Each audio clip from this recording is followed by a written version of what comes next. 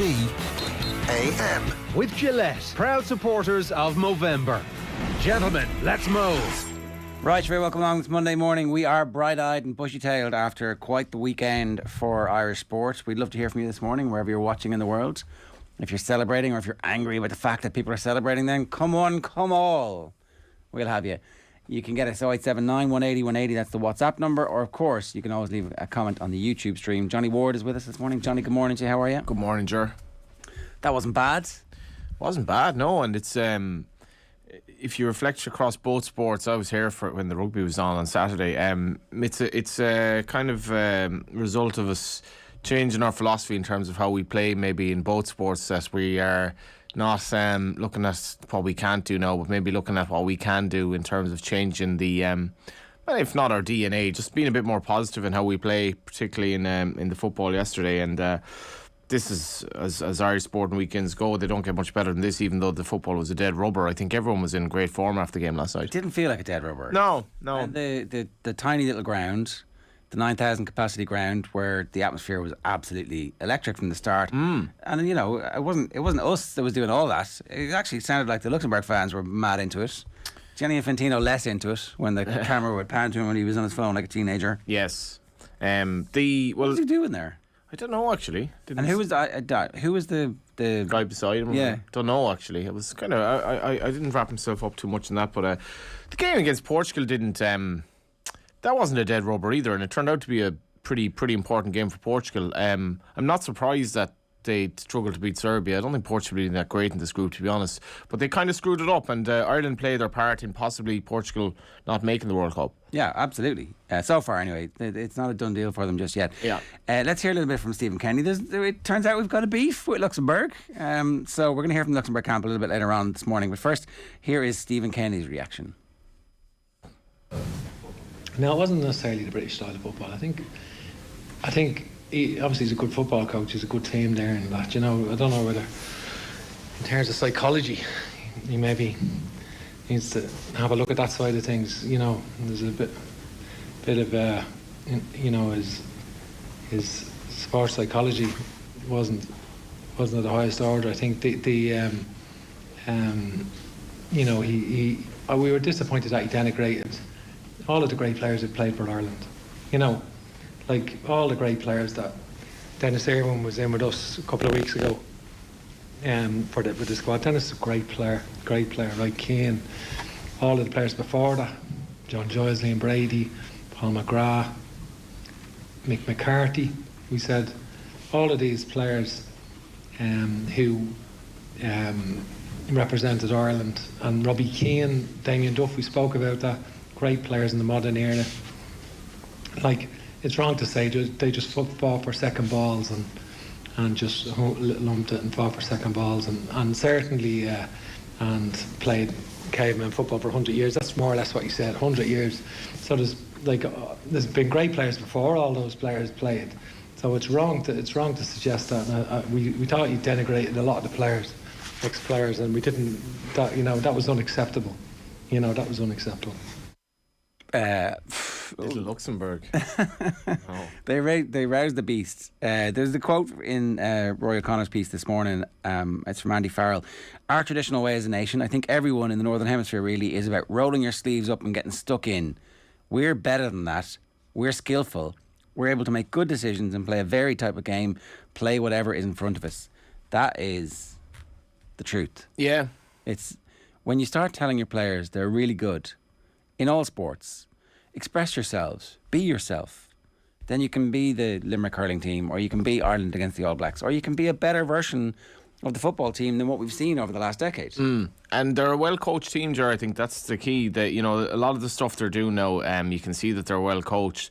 Ireland they haven't been amazing in this group or anything. We still kind of relied on a Duffy goal from his third goal in 6 games. As Aidan Fitzmaurice wrote about in the Indo, we still relied on a Duffy goal to kind of break through. But other than that, I mean, Jason Knight's role in the 3 goals, a player who just came on, I think the game intelligence from him. Yeah.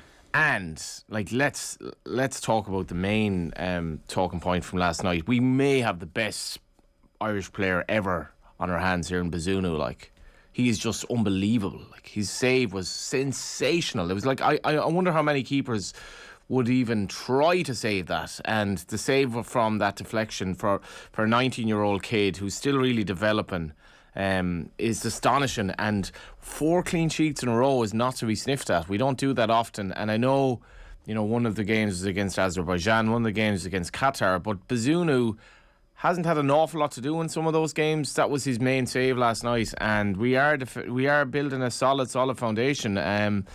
Without Nathan Collins, without Darragh O'Shea, with a lot of a couple of changes as well over the last 2 games defensively, and we don't really look like conceding very much. No, we've definitely, it seems, turned a corner, and the quality of the coaching is clear for everybody to see.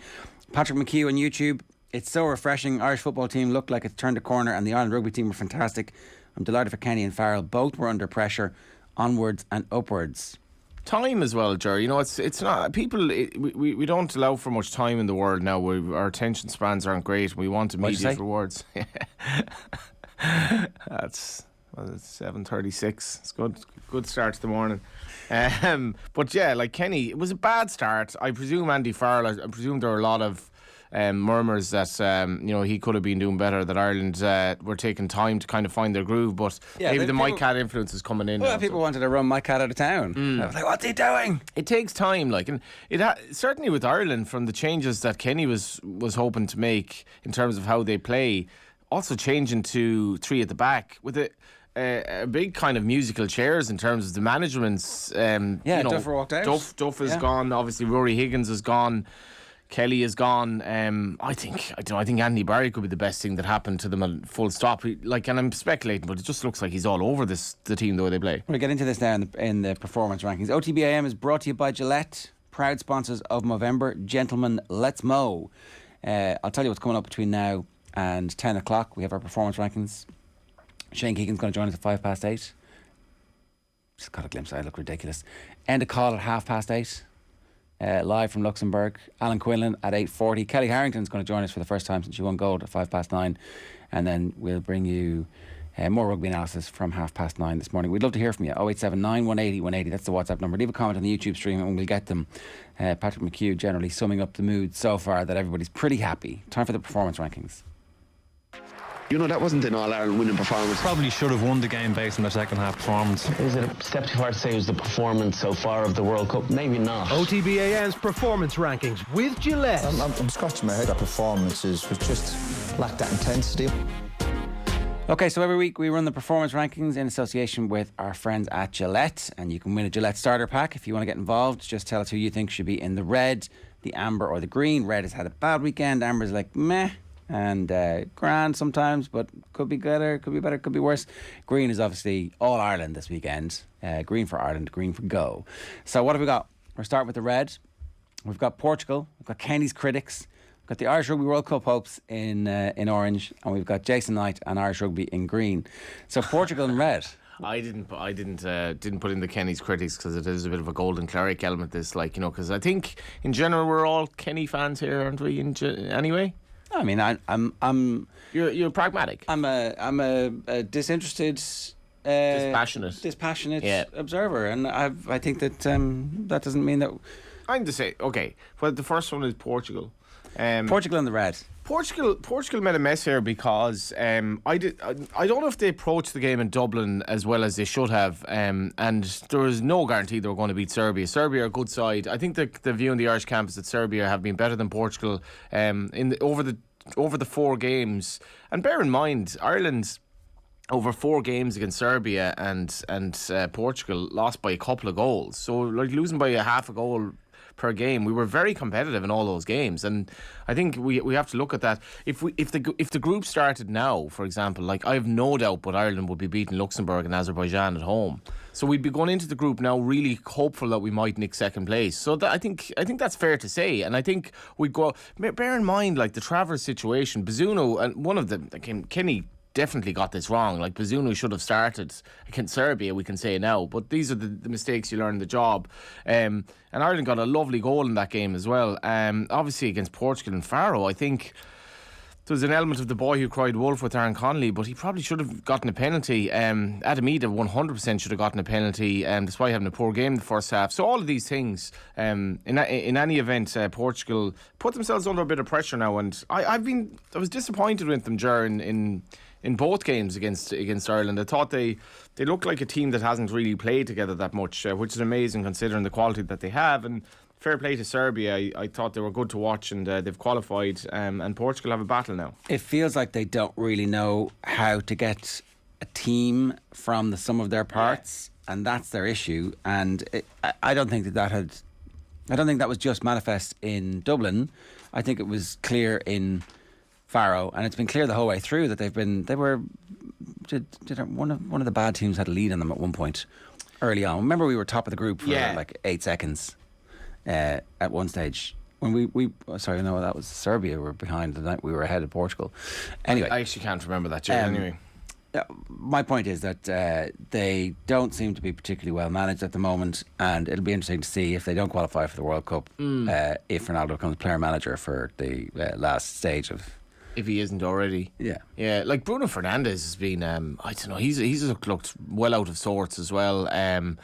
And should they, like I thought this is in terms of Kenny getting a bit of luck later on in this campaign. I think he was a little bit lucky that Portugal didn't really, in horse racing parlance, they weren't off to some extent on Thursday. They didn't really care if they got a draw towards the end, I thought, and that maybe made Ireland look a bit better than they were. But they've messed it up now, and I wouldn't be banking on them winning the playoff. I wasn't that surprised that they didn't beat Serbia. And yeah, it'll be interesting. It's I definitely tuned out of the playoff scenario as soon as we weren't available, so I don't know who they're going to be playing or what. Yeah, same as like this, I mean, North Macedonia are in playoff position. It is actually worth looking at some of the teams that got there, because there's a big narrative going on apart from the dead rubbers we've been playing. But Portugal look a team that are kind of vulnerable, and Ireland exposed them. Like, we had a lot of chances in Portugal by Irish standards, and I think that was a bit of a red flag at the time as well. Yeah, I think. So Portugal are in the red. Who else is in the red? Oh, Kenny's critics are in the red. Let's be having you. Come on, let's see how do they manage to complain about what we've done now, with all the young players coming through and the clean sheets and the clear style of identity and playing better football and a full crowd. What else? What are the remaining sticks that you're trying to beat Stephen Kenny with? I don't know if he has that many critics now. I know there have been a few people in the media who, and I've been interested in reading some of the journalists in the media who've been more critical of Kenny maybe than I think is warranted, and their attitude in general has been changing now. I think they've kind of been turned around a bit. But one thing I would say about last night is a lot of what Kenny has achieved with Ireland in the last sort of 1 defeat in 10, there have been extenuating circumstances in a lot of those games. And even if you look at last night, Adam Ida did not play well. He should have been awarded a penalty, which changes the narrative. He goes from a 5 out of 10 to a 6 or a 7 out of 10 if he's awarded a penalty. That's nothing to do with him. But he didn't play well. And it's difficult at that level. Luxembourg weren't that bad. They've got 9 points in this group. They're not bad. They're a fairly well coached team. It's difficult at that level when you've Adam Ida up front, who's not getting his game for Norwich, isn't playing well for Ireland, and you still have to win a game like that. And Ireland found a way. They made changes, but it's difficult when not all your players are firing. And bear in mind, we finished the game against Portugal with Adam Ida, who's not playing for Norwich, Callum Robson, who plays for West Brom, and a wing back in League One up front. So that's where we're at. Like, so Kenny is dealing with players that are really, are doing well to be competing at this level. And James McLean, who I think he's been amazingly good. So what do you put down the quality of the good performances from players who aren't playing brilliantly normally? It's good quality coaching. Happy players. It's happy players. It's everybody fully understanding what their role is within the system. Your job is to do this. If you do that, I'm going to be happy with you. Yeah. Because we spoke about that Saturday, Ger. It's not. I imagine. I know sometimes for a player, he might find, when I'm on international duty, this is like a renaissance for me because I can get to show what I can do. But I mean, surely Jeff Hendrick would be better if he were playing week in, week out. And like McLean coming in, I know he's playing well for his club, but his performances for Ireland the last 3 or 4 games have been like really, really good for a player he doesn't have a turn of foot really anymore, and he's obviously getting on a bit. And generally the senior players have, and this was the question mark about Kenny. He's a bit of an enigmatic character. How will Kenny? What sort of response will he get from the senior players? And they're absolutely playing out of their skin for him. And Duffy's comments after the Portugal game attest to the love that's there, I think. Like, I know, and your point was relatively well made on Friday night, that the most important job in Irish football is actually who comes in to replace Ruud Doctor. But there is actually a really important thing happening here, and it's about the sense of identity that people who come through the Irish domestic system are going to have. If Stephen Kenny can prove to be successful at international level, then it changes the tenor of everybody who's involved in the League of Ireland. They suddenly begin to believe that they are by rights involved in football at the very highest level. It's the most senior job, that it's the most senior public facing job. The administrative role of the technical director is not somebody we should really know in public. You shouldn't be talking that often. It should be like once every 6 months where you're talking about what the future is and plans. But for Stephen Kenny to have come through the Irish system, it means that anybody in the League of Ireland can have faith and belief that they're within their rights to dream of getting that job. And it also nails that whole point, as you're talking about, if you never played football in England, how is Seamus Coleman going to respect these people? How are any of those footballers who were born in England and who came up through the English system, how are they going to... It's like, hang on a second. It's far better that we have somebody from our system who knows everybody and all the nuances than anybody who is parachuted in from England. It doesn't make any sense for us to do that continuously into the future. It makes no sense for us to go and spend millions on people who are not involved in Irish football and have no stake in seeing the whole thing improve. And not only that in terms of his coaching background, but if you are... I watched it on the stream, which shouldn't be forgotten, that a lot of these games are streamed now. It's amazing kind of ability for these kids to showcase their ability. I watched Galway United, Shamrock Rovers under 14s playing before 1,200 people in Athlone in a league final there recently. The standard was amazing.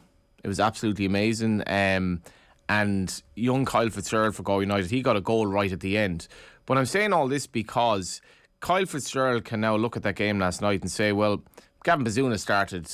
He's Shamrock Rovers' debut. I was actually at that game. He was playing against Bray, and Shamrock Rovers were really struggling at the time. He was 16. Chidozie Ogbene was at Cork City, and then he moved on to Limerick. Seamus Coleman that you mentioned. All of these players that came through the League of Ireland, this was before the change to Brexit.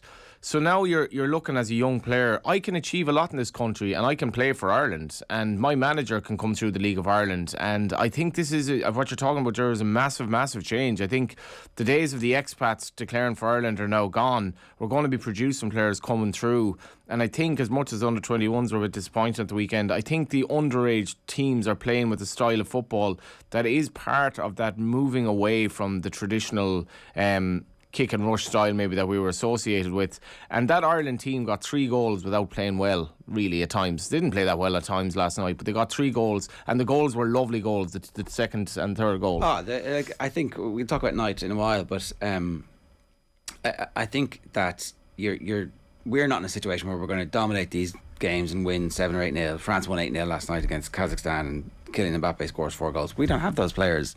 We're going to be under the cosh at various stages, and our ability to use our resources in the best way is exactly what we've done. We have a surfeit of centre backs who actually regularly play with 3 at the back, and they have all blossomed in that scenario. We have a lot of fullbacks, and we're going to need those fullbacks, and so here's a system that works for us.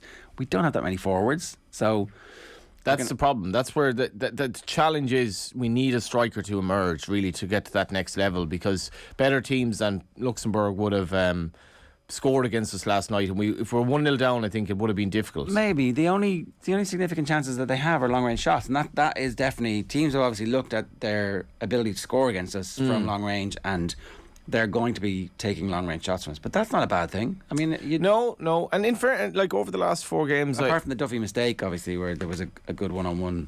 Yeah, and that should have been a goal. Like, but again, I mean, that was just a stupid mistake. So I wouldn't mind that too much. But if we could get he's waiting on one of these strikers to emerge. And you're just hoping this season that like we have all these under 21 players that are kind of. Troy Parrott is doing okay. If the other two are struggling at club level, Connolly and Ida, and it'd be great if one of them emerged. But there is that time now for maybe both of them to have club switches and see what happens, because you wouldn't get like Ida's still showing promise, and if that penalty is given, which it should be, he'll say, "Well, I won a penalty." Yeah, here. it's an assist in a way. It's an assist, but it's an important. It was a good run, and he's quick, and that's what caused.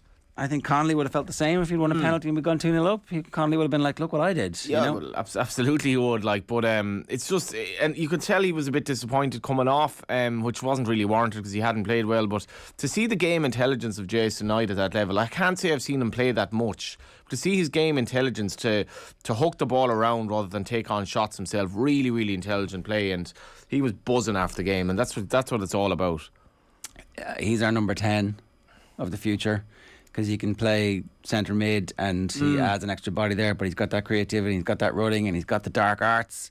The little, I'm going to win a free kick here that we scored the first goal from. There was a bit of dark arts about that, to be fair, yeah. Yeah, well, that's what I want. Tackle. I want a little bit of dark arts in our team. And bear in mind as well, it's not bad to score from set pieces. Like, Duffy is so dangerous from set pieces at all levels. Like, we have if we get set pieces now, I expect that we'll score fairly regularly, and that's important because that game needed to be unlocked in some shape or form. And it was unlocked by a set piece. Yeah, and look, it was also unlocked with a change of shape. Callum Robinson going through the middle, officially through the middle when Ida went off was a switch as well. So let's move on. Kenny's critics in the red. Ireland's Rugby World Cup hopes. This one's a little bit of a reach, okay? So we have definitely, when the World Cup draw was made, so our group is Scotland and the Springboks. And then if we come out of our group, we face the first and second from the group that has France, who are hosting the tournament and look like they're the new Harlem Globetrotters of world sport, or the All Blacks. It was kind of like, maybe we should, use this as a building World Cup. This could be our bridge to the following World Cup. Get a lot of 20-year-olds in who play in this and get that experience, so they're 24 by the time the next one rolls around. It kind of felt like, knowing our history, we're screwed. But then at the weekend we were so good. Like, how good was it? Well, the dominant performance, thoroughly deserved, leading nearly the whole way. The Chris Ratu, who's one of the dominant voices in New Zealand rugby, reckons it was like a 20 to 30 point hammering, and the New Zealand coach needs to be fired as a result of how bad they were against us, but how dominant we were as well. So Pascal Jacob says, I'm living in New Zealand. The best thing is none of the papers referring to it as a shocking upset. Look, this is the whole point about sport, isn't it? You get carried away in the moment. You celebrate. Are they in decline? New Zealand? Yeah. Don't know. I don't think so. I mean, they've lost one game all year against the Springboks. Like, they had 5 of the pack. They had 6 of the starting 8 pack were the same 6 who beat the shit out of us in the World Cup 2 years ago. So, but you'd give us a bit of a chance against France or against New Zealand if we played them in a World Cup quarterfinal. It wouldn't be we're 15-point underdogs here. Ireland comfortably enough beat the All Blacks in terms of like they should have won the game. Comfortably should have won the game. So yeah, of course, the French team now, from all I know about rugby, that's going to be amazing to see if Ireland end up playing them. They're just so good to watch. But Ireland are good to watch now all of a sudden. Brilliant to watch. Yeah. And France play the All Blacks this weekend, so it's a good opportunity for us to get a bit of tape on how that match will go and what our expectations are. But immediately it's just a friendly crowd were out. Stop celebrating this win. You're getting carried away. You're too hyped up. It's like, They had a 6% strike rate against New Zealand, I think, up going into the game. As historically, Ireland have won 6% against them. It wasn't like they beat them in Chicago. They beat them the last time. once, yeah. And like, I suppose what's interesting is that it does echo the football a bit in that, now we have an English coach, but he's saying, actually, yeah, we can play a bit different here. I think that's very important. It's interesting to me that our coaches are of the people. That he's a very likeable bloke. Andy Farrell's great. Yeah, he's like Northern English people are a lot like Irish people, to my mind, from my experience. Yeah. And obviously Cat is having an influence, but like, just reading Rory O'Connor's report, the forwards had an amazing game, seemingly. They just dominated. Yeah, they did. And like the try that was scored at the start of the second half is actually a perfect amalgamation of the backs playing brilliantly and then the forwards hammering it over the line. It's like if you were to script a try where everybody's involved, you'd be like, actually, this looks like a 15-man game. It wasn't just... So one of the try that we got that got called back for the double movement was a set piece where the forwards just exploded into New Zealand, and we're like, New Zealand were left. The referee saves them. But the try was scored at the start of the second half. Like, the backs swing the ball wide, and they're brave with it, and they take risks, and they play what's in front of them. All the type of stuff that, the football team are doing. And then the forwards hammered over, and you're like, well, that's a good combination where your forwards are very strong and capable and brilliant. And actually, your backs are clever and they're seeing space and they're using it. So, I don't know. It's exactly what we wanted. The other thing is, one of the things that Andy Dunn has been talking about is that the Joe Schmidt style was very effective, right? Really, really effective. But it requires a very intense physical toll on the players. Oh, yeah. Smash, smash, smash. And then we would wonder why we get to the later stages of the tournaments and everybody's dead. They're like, there's like 16 bodies on the floor. Yeah, and they're all like injured for 6 months afterwards. Whereas with this, the intention is not to have the fight first. The intention is to have the fight at some point, but on your terms, as opposed to you're going to be a target there, constantly being broken at the rucks. And I think that's important. I think it means that, fingers crossed, touch wood, all that kind of stuff, that your injury profile might be less damning when you get to a quarterfinal against New Zealand next time. What about Carberry? Carberry comes off the bench, and the first thing he has to do is have an argument with the referee about whether or not he's allowed to take the kick. Rules laws I didn't even understand. And then just nails the kick and nails another kick and nails another kick, and one from the halfway line. You're like, I didn't know he could kick that far, really. Yeah, that was amazing, that kick. How long can Sexton... He's 36 now? Yeah, he seems to be in good form. It's amazing,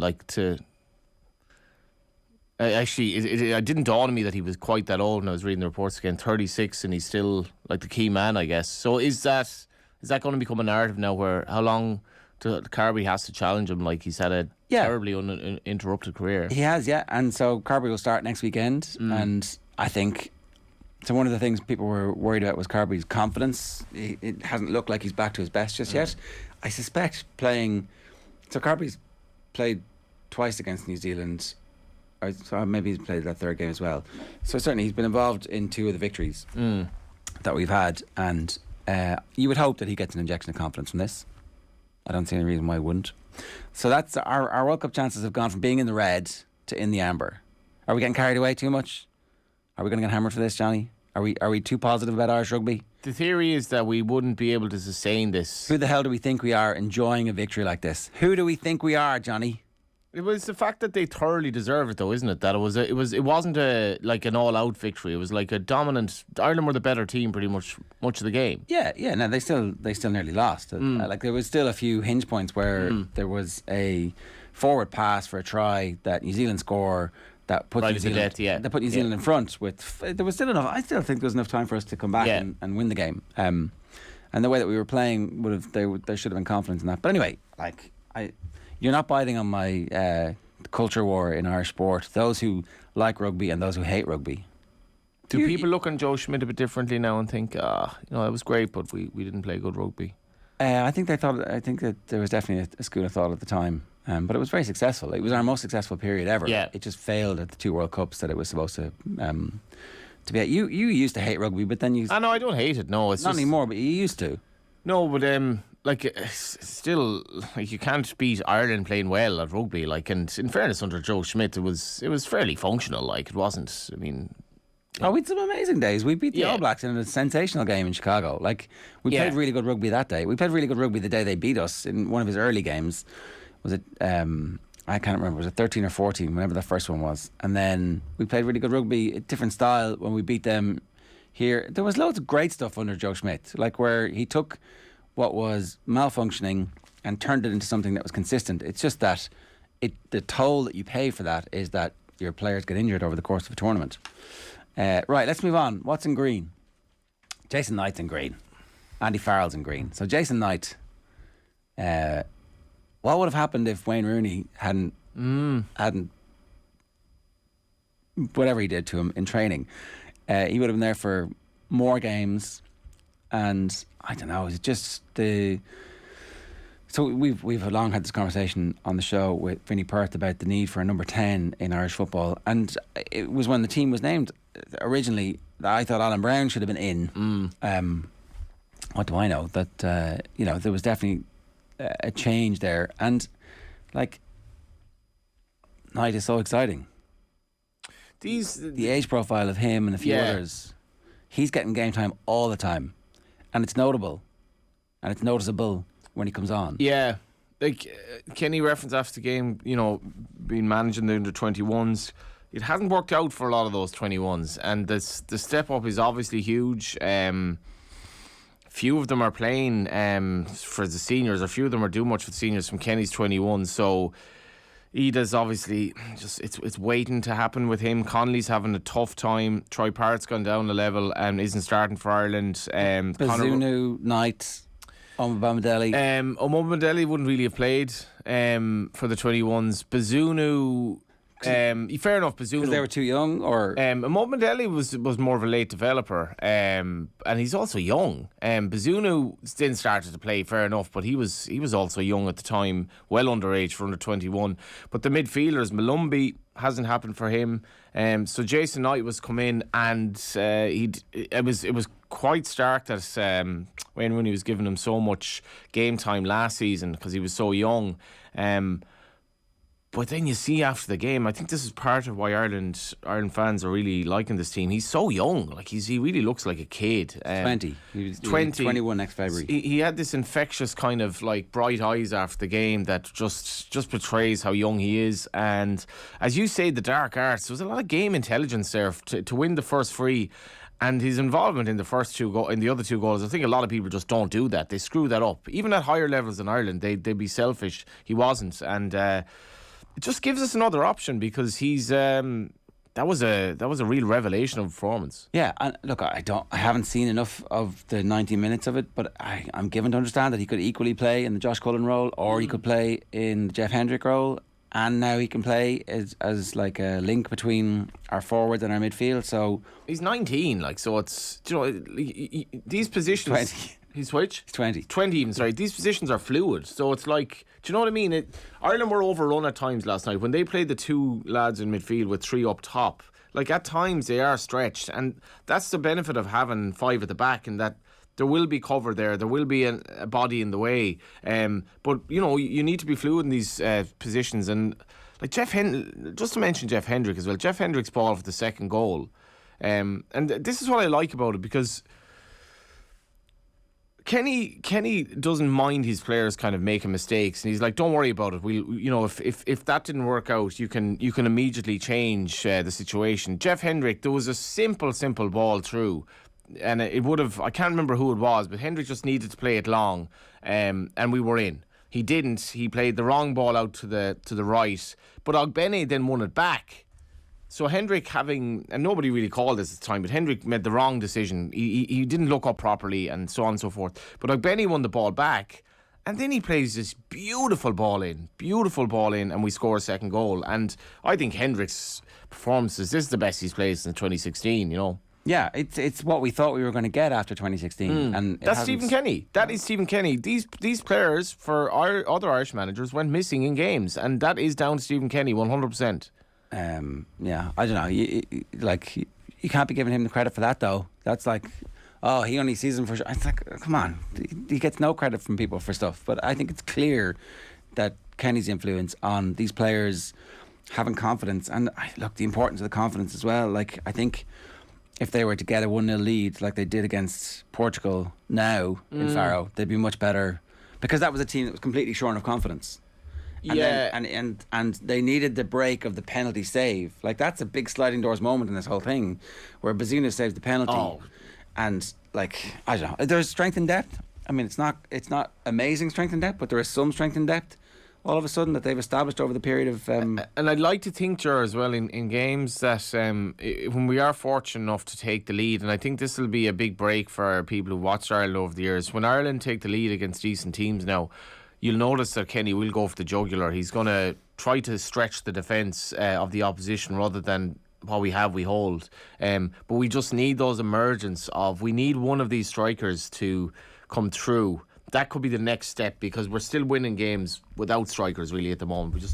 Callum Robinson's doing okay, but we are struggling in that area still, and I think that's testament to the Irish team that we found a way to win. All right, we've already talked about Andy Farrell, who's in the green as well, but certainly he has he's taken that job and run with it, and is the very best expression of everything that we wanted from Irish rugby, where we have forward strength, we have some strength in depth, he seems not to care about any of the stuff that seemed to have been important before. He just picked his team, sent them out there, made some changes, backed his guys the whole way through. His support of James at Gibson Park and James Lowe in particular. Did you see the James Lowe interview afterwards, where he was like, "You bollocks has always given me grief about my day." His defence, yeah. But he called the presenter "you bollocks" on Channel 4. He seems a bit of a character, to be fair. A lot of love for him in the crowd, and Bundy Aki. The love that the crowd had for Bundy Aki in the stadium was intense. Johnny Sexton's kid in his arms after the game, nice moment. It was all very nice. Yeah, sounded like an amazing atmosphere. To be fair, I saw people giving out about the fact that they did a lap. It's like the first full stadium in 2.5 years. We're thanking everybody for sticking with us through these difficult times, and we've come out the other side, and we're celebrating because we just won a big game. Are we not allowed? When Liverpool win a big game, at the end of it, what do they do? He sends them over to the Cop after a league match. So they'll be Palace or whoever, and they'll go over to the Cop and they'll be like, "Yeah, because you're the fans and we're the players and we're in this together." Big fan of hurling, Klopp, as it turns out. Was he? I think the Milers spoke about it in the book. Right. Klopp is fascinated by hurling, yeah. Right, which is something that... You should get him on for his analysis of the draw in Tipperary and the fallout from that. We'll get into that later on this week. But anyway, that is this week's performance rankings. OTB AM's performance rankings with Gillette. Shane Keegan's on standby. We'll get to him next. OTB AM. This is OTB Sports Radio. He's a Lion, he's a Grand Slam winner, he's Ireland's leading try scorer, and now you can hear him first, exclusively on the OTB Sports app. One of my abiding memories is having my cut opened up again as I got hit by the trophy in coppers on the dance floor. Join Brian O'Driscoll for the best insight and analysis this rugby season. We haven't had the usual kind of grenades from Gats, that's gone, so we're creating them ourselves. Get the jump on everyone else. Download the OTB Sports app and turn on notifications now. Car insurance is boring, but you don't have to be. Get Set Go is the kind of car insurance you can sort in a few minutes online, then bounce on with your day. Are you ready for Quick Start Insurance? Get a quote now at getsetgo.ie. MCL Insurance Services Ireland Limited, trading as getsetgo.ie, is regulated by the Central Bank of Ireland. OTB AM. With Gillette, proud supporters of Movember. Gentlemen, let's move. Be brilliant. Just be brilliant. No, I think he was coming on, obviously 2 shifts. Obviously one, he had to, in possession, had to play on the left side of our attack, and out of possession had to sort of get, defensively had to get Mark Martins, their holding midfield player. So we pressed with the front 2 and had him as our number 10 behind that, out of possession. But in possession, he obviously operated off the left flank, and so he had a tactical sort of. He can take some information on very quickly. And I just said, it's one of the advantages of being sort of under 21 manager is that you sort of learn about the character of the players. And Jason has terrific character. He was unfortunate with his injury that held him back a little bit, or considerably, for a while, but. He was going to come on early in the Portugal game. We had, considered bringing him on early in the second half of that game, And I know that we had other options and that, but I think he's a he's a terrific little player, Jason Knight. He's buckets of courage, and he's just a breath of fresh air around the place as well. Yeah, it's Jason Knight. Interesting to have a manager explain exactly what the role of the player is as well, as opposed to some of the previous managers who would have just been batting away those questions and telling us nothing. Shane Keegan, good morning to you. How are you? That's how are you keeping? Yeah, pretty good. This was exactly what we wanted. There's going to be not in a straight line, but there's going to be signs of progress, and Ireland with the ball and Ireland without the ball look like they're pretty well coached at the moment. What was your takeaway from the two games, not just the Luxembourg game, because obviously we have to look at these as a piece, and it seems like there are definite patterns emerging. What were you seeing? Yeah, look, I think we were better in the first one than we were in the second one. Obviously, that said, all's well that ends well in terms of how last night was. I thought we were superbly impressive against Portugal. I really did. We were so brave, Ger. I mean, in terms of their positioning without the ball, to go up against a side as strong as Portugal and literally decide to go man for man.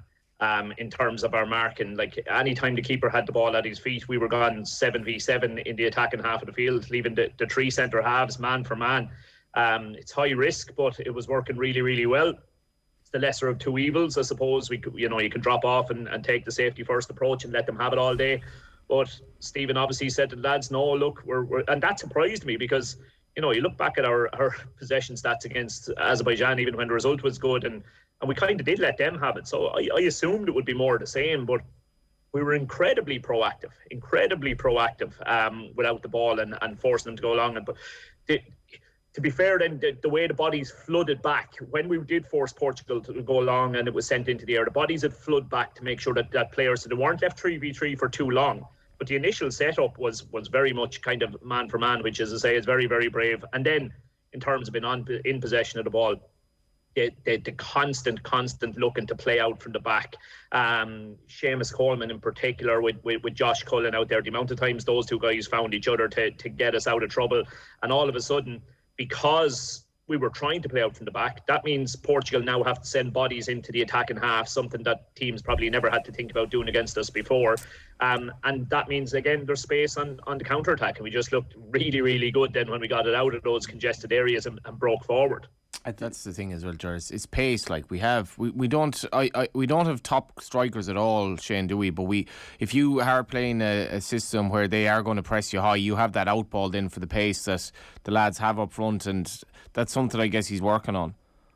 Yeah, definitely. And look, I think Ida was off the pace last night, but I thought he did really well when he came on. Like if you look at the Portuguese game, we were good without the ball for pretty much the whole game, I thought. In terms of with the ball, it was really the final third of the game.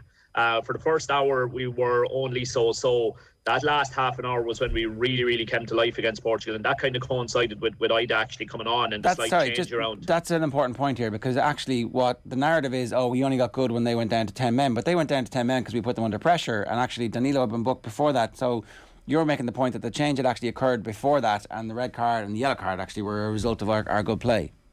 Definitely, and to be again, Ger, to be honest, I had thought that he would go with Callum Robinson up top, and I started to weigh up how we'd set up, and the fact that Robinson needs to be allowed to go do his own thing. I don't think he could have been allowed to do that in the slightly more withdrawn role. So I kind of surmised that he would end up playing centre forward for those reasons, and I thought that was the right move. But when Ida came on the field, it changed things massively. There was like 3 balls, I think, in the first 8-9 minutes of him coming on the field where he just did what he does, which is he got his arse out, he held the centre back off with his arse, he controlled the ball in, he set it back to somebody else who was then able to release an Ogbene or whoever else, Callum Robinson or whoever it was coming from deeper. And obviously that's not Robinson's game, so he hadn't been given us that option. So I thought he was not quite to the same extent as Knight last night, but I thought he was quite the game changer the other night. Yeah, that's really interesting, because it means from the manager's perspective that actually in game he has options now all of a sudden. Like I always thought Ogbene would actually be a better sub, but his 2 starts have been excellent, and the first 10 minutes I thought maybe it was a bit too much for him in the Portugal game, but then he really grew into the match, and all of a sudden it's like, okay, so that changes how you can play, because it means that anytime Matt Doherty wants to ping one forward, he can do that, and all of a sudden, as you talked about, the defence needs to go, oh, do we press up here, or are they going to ping long intelligent balls over us? And that just puts doubt in teams' minds when they're playing against us. Look, it is going to be so exciting next year, because it absolutely is going to be a case of horses for courses, without a doubt. I mean, there's people, I heard you chatting there just before I came on, and there are players who at the moment look like they've dropped out of the picture, who I bet you, I'm telling you, like, Stephen doesn't just disregard players like that. Players that are out of the picture will come back into the picture as well. And they'll regain their form with their clubs, and that'll help them push on and challenge for spots again. So depending on who we've got and the different stages we're at next year, you're going to have those players who we've seen do so well over the last few games. Jamie McGrath didn't do as well against Portugal as he had done previously. He'll re-emerge without a doubt. So he will. And I do think the likes of your Troy Parrots and your Aaron Conleys will come again. If you've got all these options, that's a really, really good thing. And I think Bene was selected for a very, very specific job the other night. I think if Stephen wrote down his starting 11 for the Luxembourg game before the Portugal game was played, I don't think Bene was in it. I think he was just particularly selected for the game against Portugal because it really, really suited his skill set, suited the job that was needed. He was so good against Portugal that he then made himself undroppable, and I think that's how he ended up in the team for the second one, which is exactly what the young fella should be trying to do. But I just think we're going to have a lot of options depending on what Stephen requires from game to game next season.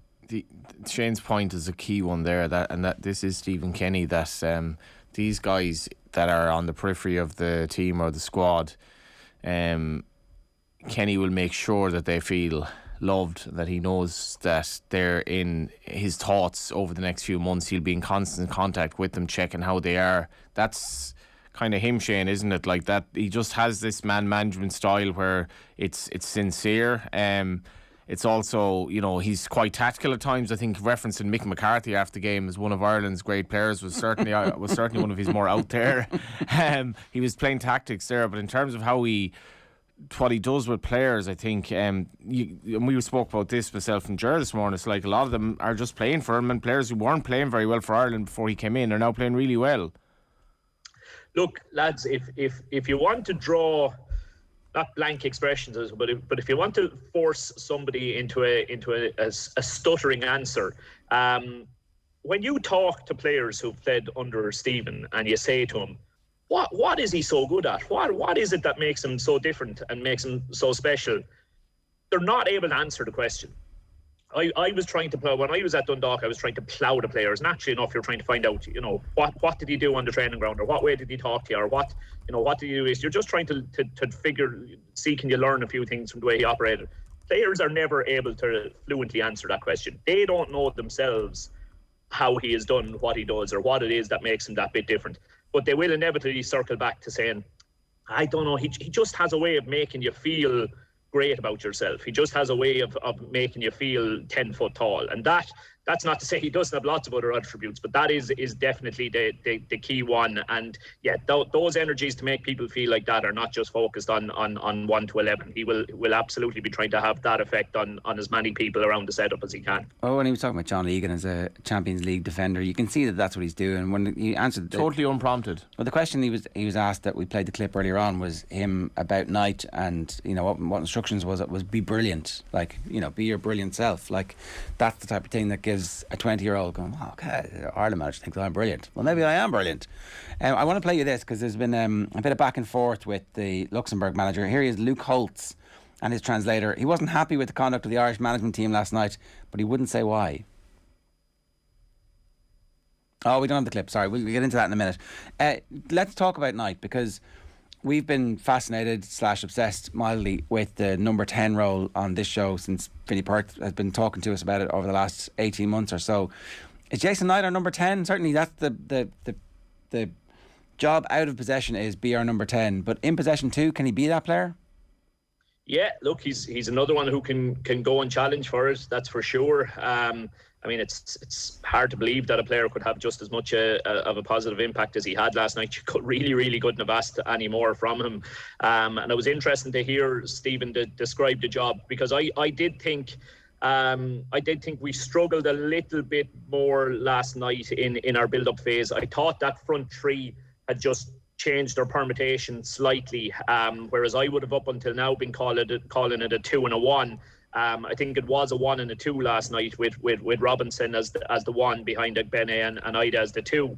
Now, Callum Robinson's biggest attribute above all else is I just find his movement to be absolutely outstanding, and his ability to go wandering into certain areas to be outstanding.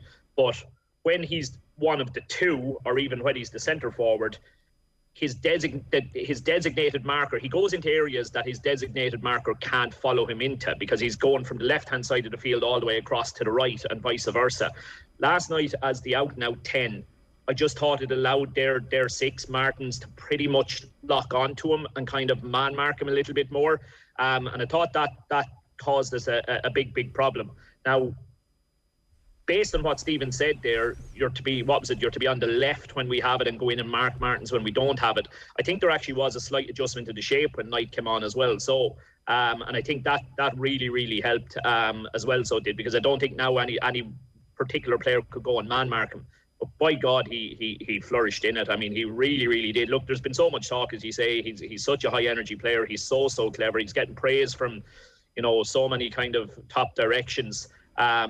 He was excellent. He really was excellent. But he's going to have a fight in his hands, because we've got a lot of strong players in that position, and what he needs now is regular game time that he can really try and go and emerge and push on. Look, I wouldn't be getting overly carried away. It was a short period of time. If you want to get carried away about anybody, Gerard, for me all day long, it's Josh Cullen. I just can't get over how good this player is becoming. I wanted to put my fist through the screen last night at halftime when Liam Brady started saying that he wasn't shown for the ball enough.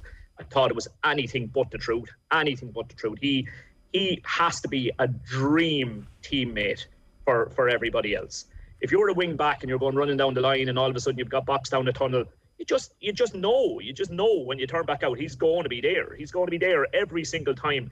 He had like 61 passes from 64 attempted last night. I think it was about 20 ahead of the next best in terms of, well, a couple of the centre backs had decent enough numbers, but he is always an option. He uses the ball so well. His movement is so clever. Now, part of that is the setup as well, is really helping him. Like, if you see last night, let's say we go down the left with James McLean and James runs down a dark alley, he'll turn back and Cullen will be there every time. But when he plays it back to Cullen is then switching it across to the other side.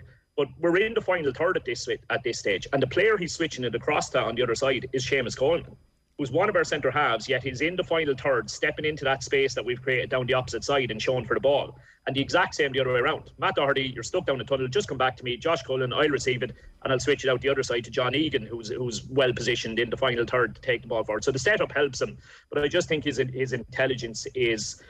I know we need to get away from talking about the other fella, but like, there's serious similarities between himself and Declan Rice there at the moment. There really is, in the manner that he's playing, and I think he's the one that we need to get so excited about at the moment. Okay, that's great to hear. And that general sense of everybody beginning to know, not beginning, but us understanding that they understand their roles, that has come at the end of a lot of games and a lot of chopping and changing and all the COVID stuff that we all know about at the start.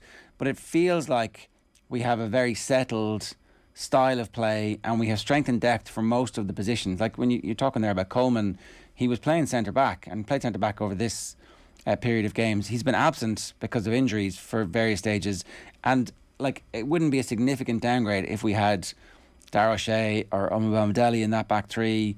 And it kind of feels like whatever constellation there is now, maybe with the exception of Cullen, that almost everybody can be replaced by somebody of a fairly similar stature. Maybe Shane Duffy at this point is making himself irreplaceable, but apart from that, you feel like we'll be able to withstand the vagaries of a qualifying campaign because enough players have had enough time and exposure in the system. Yeah, I'd agree with that 100%. And I think I would actually say even the two that you've named, I think, for all the praise I've just given Josh Cullen, I think Conor Horan would absolutely relish, being told, Josh Cullen's picked up an injury. You've seen what he's been doing for us the last few games. You need to go and do that for us now. You need to be on the ball 60 times in the game. And I think he would absolutely embrace that as well. And Duffy, let's be honest, was absolutely nowhere near his best last night until the point that he got the goal. I'd say he would be very, very disappointed in the game that he was having up until the point that he got the goal. So it's not to say that I would say possibly for me it might be Matt Doherty. I think as a right back, I think Seamus Coleman is a very different kind of a right back. I think Matt Doherty is the one who I don't know if we've got a like for like in terms of skill set at the moment. But yeah, all over the field, you feel like you've got a minimum of two options for any given position. It's taken a while to get there. I do think COVID is a very, very valid excuse for why it's taken so long to get there. But what we're seeing at the moment is what a lot of us would have felt we were likely to see back when he got the job. It's taken longer to happen, but we've got there. And look, again, that's not to get over carried away, Ger. I'm not saying we're world beaters or anything, far from it, but Shane will general say vibe. 4 games, right? 4 games playing against mixed opposition. Really didn't concede that many chances over the 4 games. I was just reflecting on this last night. If you put a team out and you're playing sort of 5 at the back, 3 at the back, whatever you want to call it, but the strength is, the strength of particularly the 3 centre backs and generally the back 6 is so good. And then if you think mentally what that's like as a defender to have Gavin Bazunu behind you, who himself is still only really getting going, you're like, we've an extremely strong bedrock here to get, like, even to eke out 0-0 draws in games that might be tight, like the Portugal game.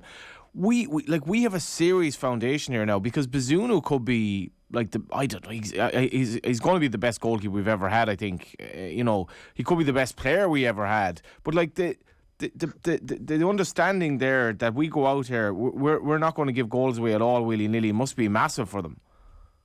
Yeah. Look, I don't know, have I ever seen a better save than that one last night? That really was in any game. In any game. That's true. It was unbelievable, Shane. Like it is right up there as one of the best. Certainly one of the best I have ever seen. I mean, if that's a high profile game or a high profile goalkeeper, that gets shown around the world, time and time again. So it does. It was superb. And he can do that. He's shown consistently now that he can do that. And also, as we've seen, just so comfortable with the ball at his feet, so comfortable. And again, this whole style play essentially could fall down if you had a goalkeeper who wasn't comfortable with the ball at his feet. But thankfully we seem to have, again, I wouldn't even say Bazunu is irreplaceable. He's been fantastic, but we do seem to have a couple of keepers emerging there. I don't know if you saw Brian Maher's performance for the 21s the other night as well. Again, extremely comfortable with the ball at his feet. Keep 2 clean sheets against Galway United lately. True, Johnny. Unfortunately for you. Look, it really is, because that's Bazunu, as well as every time he has the ball in his hands, he immediately runs out towards the edge of the 18-yard box. He's scanning as he's running out to see what options are on, and if there's any sort of a quick release option on, bang, he does it instantly. If there isn't, grand, take a deep breath and relax.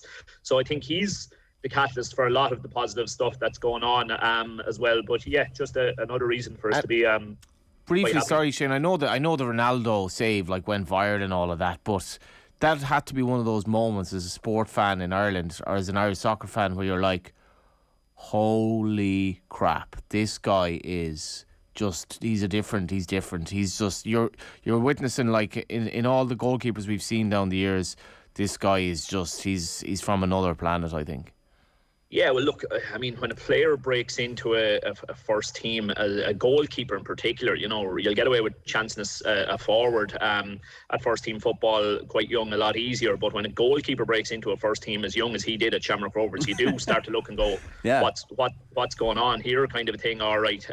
He could be Ireland's goalkeeper for 20 years. Like, he could be Ireland's, he's that right age that actually he could literally play football for the Republic of Ireland for the next 20 years. And we'll be sitting here in 20 years' time, hopefully, on whatever format people, or maybe in each other's brains, going, oh, that was, we predicted this. And you know what, Gerald? He's going to have to stay in the top of his game. He is going to have to stay in the top of his game because, how amazing is it for us to have a backup goalkeeper who's at Liverpool and threatening to try and break in there. So it's amazing. But look, he's outstanding, lads. It was go gadget arms stuff, wasn't it? Like how I still can't really wrap my head around how he pulled off that save, to be honest with you. It was just sensational. Good stuff, Shane. Thanks a million for joining us this morning. Cheers.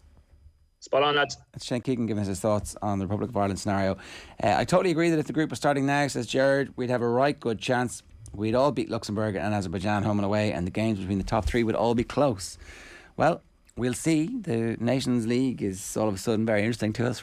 And I think the stadium will be full for games, and I think there's a feel-good factor around the team. Sponsor jersey is the big one now. I mean, the FAI, they've got to be in a far better bargaining position. I can't get my head around how somebody isn't. Just one point on that, right? Yeah. The Brady line about, if I was running a business, I'd get all the evidence available. Oh, where's he going to go? The Dublin taxi driver told me, he made the joke about I don't know if you saw this in the Late Late Show on Friday night. I flicked over at the end of something else and was like, I'll watch this.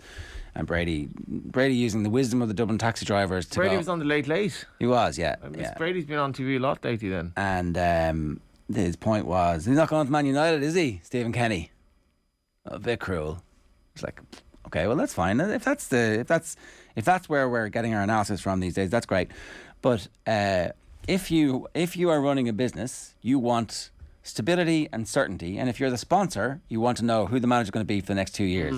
So you frank the contract now, and we stop talking about it, and we move on, and that's exactly what a good business would do. So this is a challenge for the FAI to see if they're well run, or if they're still in a state of flux. And if they're well run, they'll go, "This is our guy, this is our team, that's our stadium." Those away fans, the away fans were singing that they wanted Stephen Kenny, and the away fans always know, because they're the ones who are investing the most time and energy and reading non-stop about what's happening, and they were fully behind him. So get the deal done.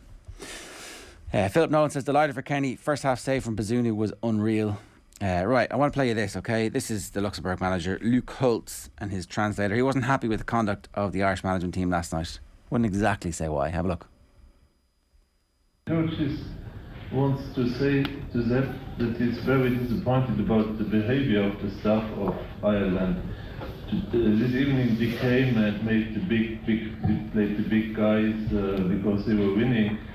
In Ireland, where we were winning, they immediately disappeared in the dressing rooms, and we didn't went to them and made them ridiculous. But they tried to do that this evening after the match, and that's not very fair play and very disappointing.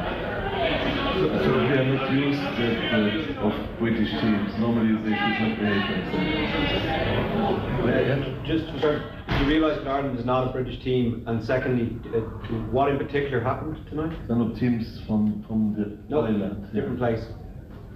But secondly, do you realise what specifically happened tonight? No, we should have. No. It's like saying Luxembourg is Belgium. No, everything is said about that. Sorry, so what can we clarify? What happened? No, they behaved very unsportive after the match. And did they not shake your hand, or was there what specific No, they act was unsportsmanlike? How to say it they did not behave as sportsmen. Okay. Can you be specific? No, that's enough to the question. Next question, please. It sounds like an excuse. Not an excuse. It's a fact that Well, if it's not an excuse, tell us what happened. It's a constatation. Yeah. Sorry, did Kenny shake your hand after the match? Dat is een andere Well, een handshake. Dat is zo niet zo team. Misschien dat Okay, next question, please. dat ging net over, maar wat voor tap is dat? Yeah. Okay, you brought it. You have another question? No, I just said you brought it up. Yeah. We're following up on it. Wow. That was hilarious. That was class. The poor old interpreter was like, am I answering the questions here? no. Because they just kept lashing it back at him like, what are you saying? Oh my God. The interpreter seemed to have like, I mean, He did wear probably the finest coat I've ever seen anywhere. It was just sheepskin. I was almost. Weird. It was willing. I was willing them, like, if they were playing anyone else, to have a good performance on the night. I wish he'd rocked up to the post-match press conference. Enda's with us, I think. Enda, good morning. Yeah. Well, you were there for that. What was that like? I was. It was pretty hilarious. It was a weird press conference. It was very tense from the very get-go. Luke Holtz came out. He was not a happy man at the end of the game. First off, the first question, he blamed the referee. He said that the referee would not allow them to win the game because, firstly, Shane Duffy was offside for his goal. He feels that Luxembourg should have had a penalty somewhere. Not sure where he got that. That was the handball in the first half. He was, it must have been that. And then he was disappointed with the goal that was disallowed as well. He said that should not have been disallowed. Secondly, in the press conference, he then went on to throw more shade at Ireland, saying that there's not much justice in the world of football, but there is some justice in Portugal finishing second in the group after playing a B team against Ireland on Thursday night. And then that happened. I guess the funniest part of that was probably the back and forth with the Irish journalists, who almost seemed to be defending the pride of the Irish nation in the fact that Luke Holtz did not know that Ireland was not part of Britain. I think his British football comments actually came from a place where he actually genuinely thought that Ireland was still part of Britain. To which one of the Irish journalists said, it's like saying that Luxembourg is part of Belgium. That sounded like Gavin Cumsky. Yes, I believe it was Gavin Cumsky. I don't think I think, was it not the translator was like same part of the world, kind of those islands? Was he not trying to do he must have had one of those British school atlases that had British Isles over this whole kind of part. Yeah, I presume there was something like that, yeah. All joking aside, though, we are, this is the thing, and we are trying. This is the time where we're moving away from being the basically another leg of the British football system where all our players went over there. This is now changing, and we're sending players to the continent, and maybe we're finally playing like a team that's developing its own identity here.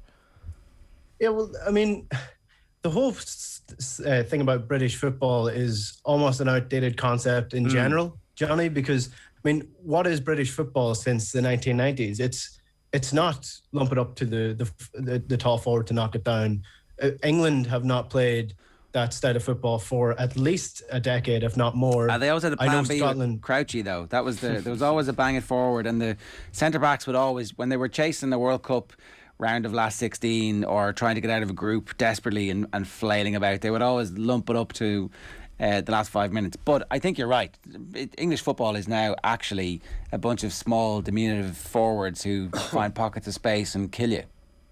Yeah, and if you look at the England team, I mean, it's got some of the best number 10s and attacking midfielders in the world. They've got, Jack Grealish, Mason Mount, Phil Foden. All these players are really talented footballing players, and granted, Gareth Southgate isn't the greatest tactician in the world or play Pep Guardiola style football, but I mean they've got a really good team coming along there. But I guess if you're talking about the Irish side, last night they didn't really play all that well, and for a large part of the game you're almost thinking to yourself, well, maybe Luke Holtz was right here, because they were going long a bit more. But Stephen Kenny clarified after the game that it was a tactic to try get in behind them, because last time when Luxembourg beat Ireland, they were too obsessed with trying to play out from back. They got caught in the ball too many times. The Luxembourg press is quite good. I was like in the game last night in the first half, first 10-15 minutes, Ireland could barely get out of their final third because Luxembourg, they were just pressing high. They were really good at it as well. So they had to go long to Benny. They had to go long to Adamina. And it didn't really stick. It wasn't until Ireland moved away from that in the second half and started to get on the ball more, started to compress and then fire out to the wings, that they started to really get some good advantage and good possession and start creating chances against that Luxembourg side. He might have been on the button when he said, like in the game in Dublin, and I don't know if many of us remember exactly what went on after the game there, but maybe he felt that their shock 1-0 win, which was really the low point for Irish football for some time, or certainly of this campaign, maybe he felt that Kenny and the lads didn't kind of embrace him enough, or didn't, they weren't nice enough after the game. But it's interesting to think back to that, Enda, because I was reading recently that Stephen Kenny apparently after the press conference was over that night was kind of just almost looking into the distance in the whilst all the journalists had gone, and it was like that was my one moment in this campaign where I remember as they were going off the pitch, I was really worried as to what Stephen Kenny would be like in the dressing room afterwards, because I didn't know what he could say to make that any better. Yeah, well, interestingly enough, just to bring it back to the Luke Holtz stuff, a Luxembourg journalist, explained to the Irish press that essentially what Luke Holtz was trying to say was, in Ireland, when Luxembourg won, they won graciously. They shook everyone's hand. And Ireland, he basically said Ireland just retreated to the dressing room straight after the game, whereas down in Luxembourg, when Ireland won, Ireland were out in the pitch celebrating, and Stephen Kenny was giving it the big one. That was essentially the crux of his point. But the British comments did get under Stephen Kenny's skin. But he even said in the press conference afterwards that he spoke to the players about it. And you just played the clip earlier on where he lists off an incredible list of names, it has to be said, of Irish players that were downgraded by the Luke Holtz comments. Where did he get Mick McCarthy from? Very specifically, I would say very specifically picked, Johnny. There's Robbie Keane being mentioned, you can say that Robbie Keane is like that. Robbie Keane is 100% tactical, but at the same time he was one of our better players. Liam Brady, absolutely. Mick McCarthy. Honestly, if Martin O'Neill wasn't in there at one point in time, even though he didn't play for Ireland, I wouldn't have been surprised. It was Paul McGrath, it was Liam Brady, it was Mick McCarthy, it was Robbie Keane. And there was others along the way. You didn't mention Richard Dunn. Richard Dunn would have been the full house. Yes. Exactly. Richard Dunn would have been the absolute, the cherry on top of that list of Irish players. But Stephen Kenny was clearly annoyed by that comment. He was clearly frustrated by it. He mentioned it to the players in the dressing room. And we played that clip earlier on where he was throwing shade on the sports psychology of the Luxembourg manager. Yeah, exactly. Yeah, and whether or not that played into the Irish players or not, I don't know. Benny and Josh Cullen were basically saying that they didn't need that to get motivated for this game, that they have their own internal motivations for it. Yeah, and I don't think I'd say the players are less interested in that in some ways than it's definitely Kenny's thing from the start, and it goes to the Andy Farrell quote earlier on about we are skillful. We are skillful. Yeah. We can believe in ourselves. We are skillful, and I look. That's why I think this job is important. That's why I think Kenny is actually going to be a very important figure in the history of Irish football. If it fails, it's going to be very difficult for somebody else in that system to come and get that gig again. That's my point on that. Yeah, well, here's the thing, Ger. OTB AM have Kellie Harrington on later on the show. She is one of two Irish female boxers in Katie Taylor, who will go down as two of the best female boxers of all time. Jason Quigley is fighting for a world title later on this month. Two Irish players and an Irish captain in the European team of the Ryder Cup this year. Irish rugby have just beaten the All Blacks. We have talent within this country.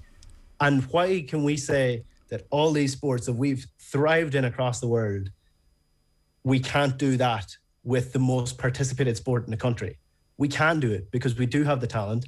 And I think more than just, I don't want to overblow what the performance was last night. It wasn't a good performance for 60 minutes of the game, but moreover, it's about the pride within the jersey that Stephen Kenny is bringing back, because Trapattoni did something to the psyche of this nation when it came to the football. And it was him that started that seed that Irish players cannot and should not try to play football. Liam Brady was in the dressing room. Change that. Liam Brady was in that dressing room for a long period of time. Yeah. He bore witness to it. And then when he stopped being in the dressing room, he went on the telly and defended Trapattoni and defended the tactics and defended how we were playing.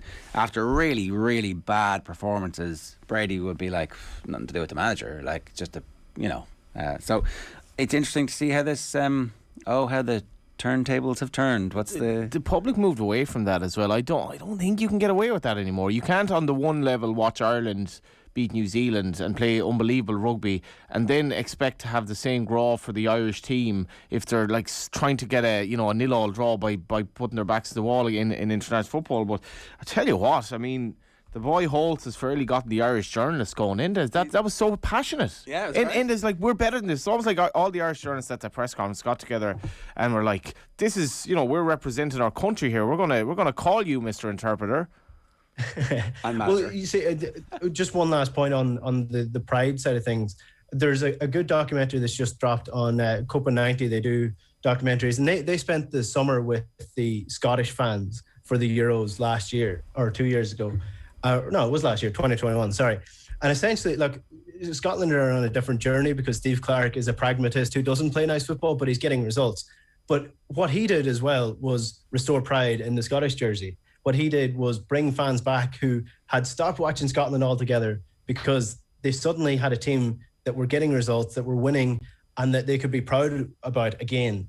And I think there's a lot of parallels with this Irish side that I know people who don't watch Ireland anymore because it was just so dreadful to watch over the last 10 years.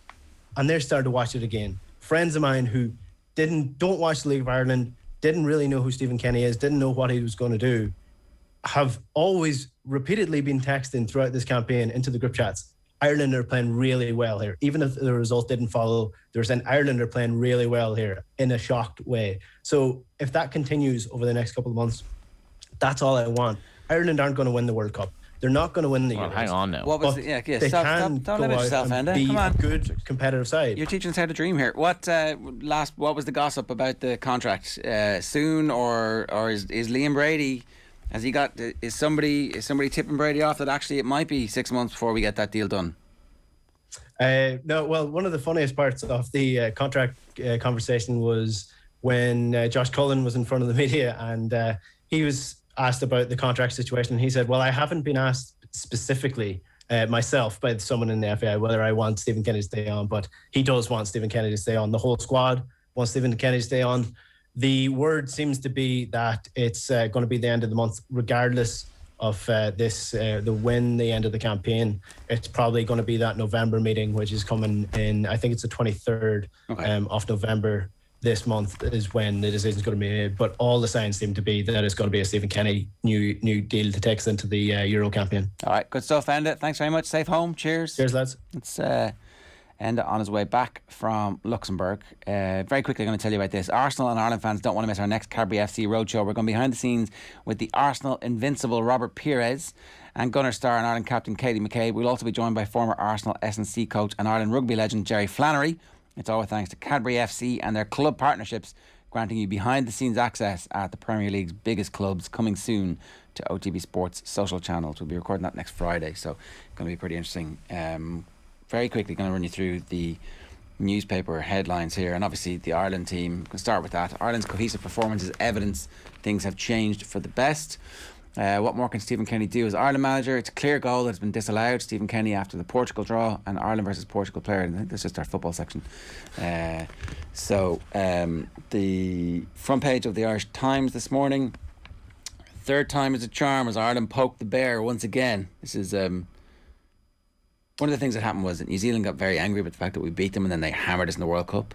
That was we spoke with Gregor Paul on the show last week and he was like, the World Cup was a big emotional thing for the All Blacks because you'd beaten them twice before that. Revenge. So how did the Irish Times lead with rugby 2 days later when Ireland just beat Luxembourg? I mean, it's old habits die hard. Like maybe they should have. I think the football team deserves what with it being on a Sunday deserved to be on the front page.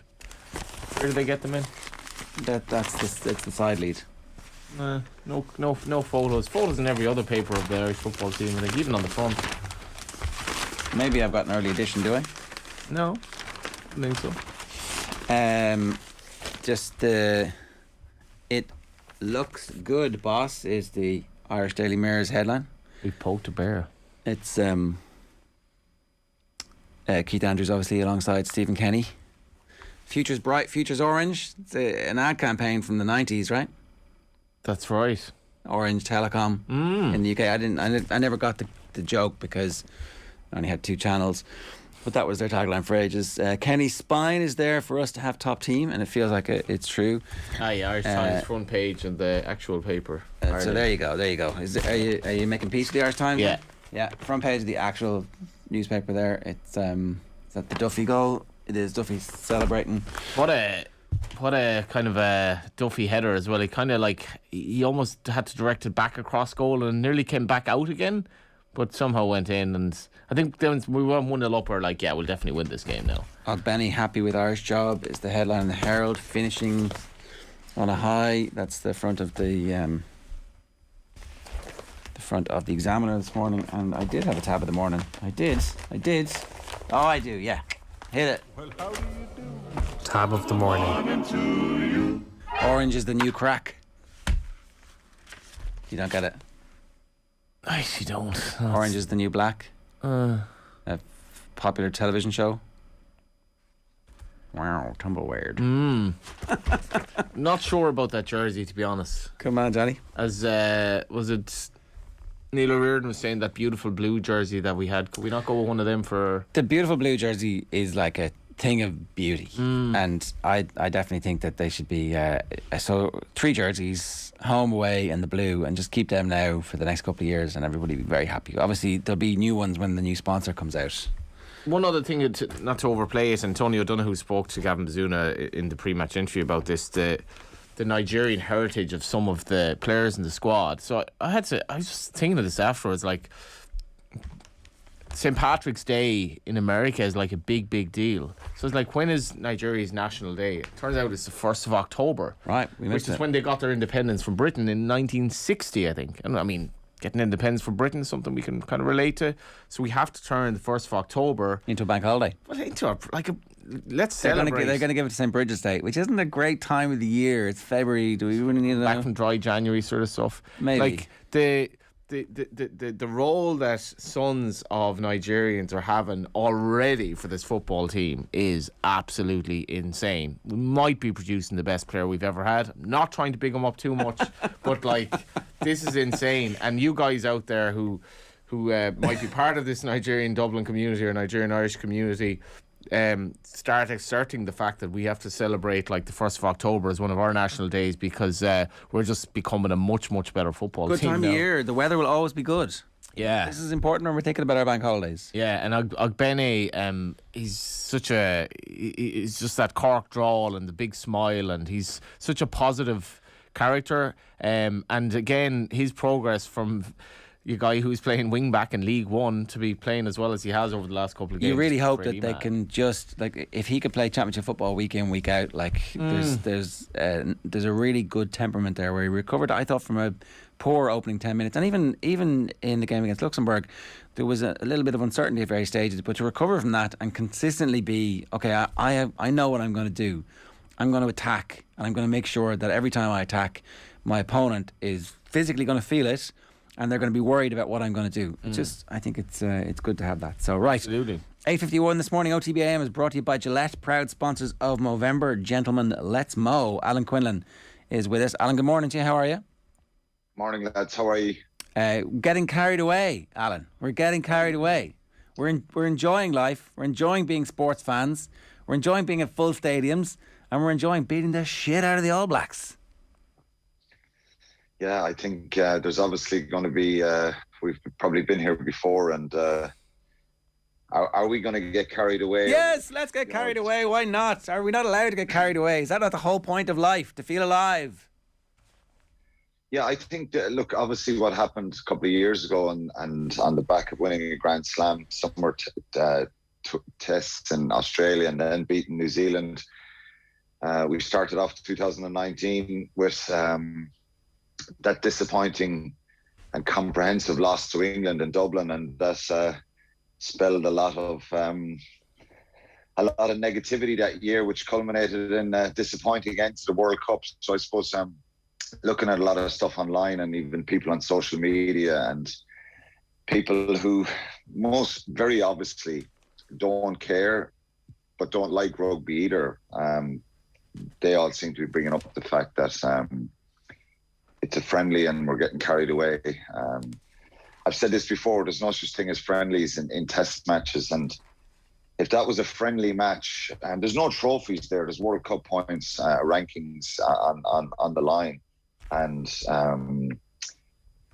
it's you'll have that bit of negativity. And I even heard my colleague Shane Coleman on News Talk Breakfast this morning, and he's adamant that it's a friendly and that we're all getting carried away. He's a soccer man, though. You want to be careful of Shane. But I don't know. Like, I don't know what we're supposed to do, Jerry. You know what I mean? I was involved in a number of Irish teams who got trounced by New Zealand, and we went close a few times down in New Zealand. They're the best team consistently, best international rugby team ever. Consistently, they're right up there at the very, very top, and. We're a pretty small rugby nation. None of us expected this in the last couple of weeks, given that Ireland have only played, they did only one test match before this. And I said this in 2018, none of the players or Joe Schmidt or anyone internally started shouting and roaring saying we're going to win a World Cup. We put ourselves in a very, very good position, and things didn't go well for us, and that's just the reality. So look, I don't know. Are we allowed to celebrate? And yes, we allowed to be happy? Yes, we are. We are. I think, or should we? Should we bow down to the negativity of some people who? I think one of the things that people who like rugby should do is ignore the people who don't like rugby, who are generally trying to just troll them. That's the point. It's like here's a few little buttons that I can press to annoy people and to rain on their parade, because it's a very Irish thing. It's like you're having fun over there. It's a very Irish too much thing, fun. Yeah, and it's I said this so many times before. I watched the soccer team last night with great enthusiasm. I grew up watching Euro 88, special memories for me when Ray Houghton scored, Italia 90, all that stuff. And I was, I'm a rugby man, most probably because that's the career I went down and the path I went down. But you're more rounded. I love the other sports. Pardon? You're more rounded than that. Well, I love the GA as well, and I sometimes guess, I have friends, GA friends, who complain and give out about the rugby coverage. Does it get hyped up a bit? Yeah, for sure. But the reality is, I love all sports, and all sports coverage gets hyped up. It does. From the moment that Liam Griffin christened hurling the river dance of sport, Cheltenham is the Olympics of horse racing. All sports. That's it's supposed to be a diversion from the fact that the world is burning. And exactly. People have this narrative that it's just entirely private schools. There's a lot of private schools players play for Ireland, but I didn't. I came through the club system, so I think I can argue the point that I never had an issue with snobbery in the game. And was I frustrated at times when I was picked in Irish under 21 teams and stuff like that? But the reality is that it is what it is. Some people want to knock the victory, and I probably felt for the first time ever, which is something that we're getting used to, I suppose, in winning a test against New Zealand. I felt a bit guilty about kind of being celebrating and being happy, because I was kind of tempering the situation on Saturday night. The first thing, it is what it is. I think that's so. There's two things, right? We won a line out with 76.5 minutes on the clock, and the crowd started going ole ole ole, and I was like, too soon. Just as Rob Herring gets pinged for not throwing it in fast enough, and oh Jesus, this could end horribly.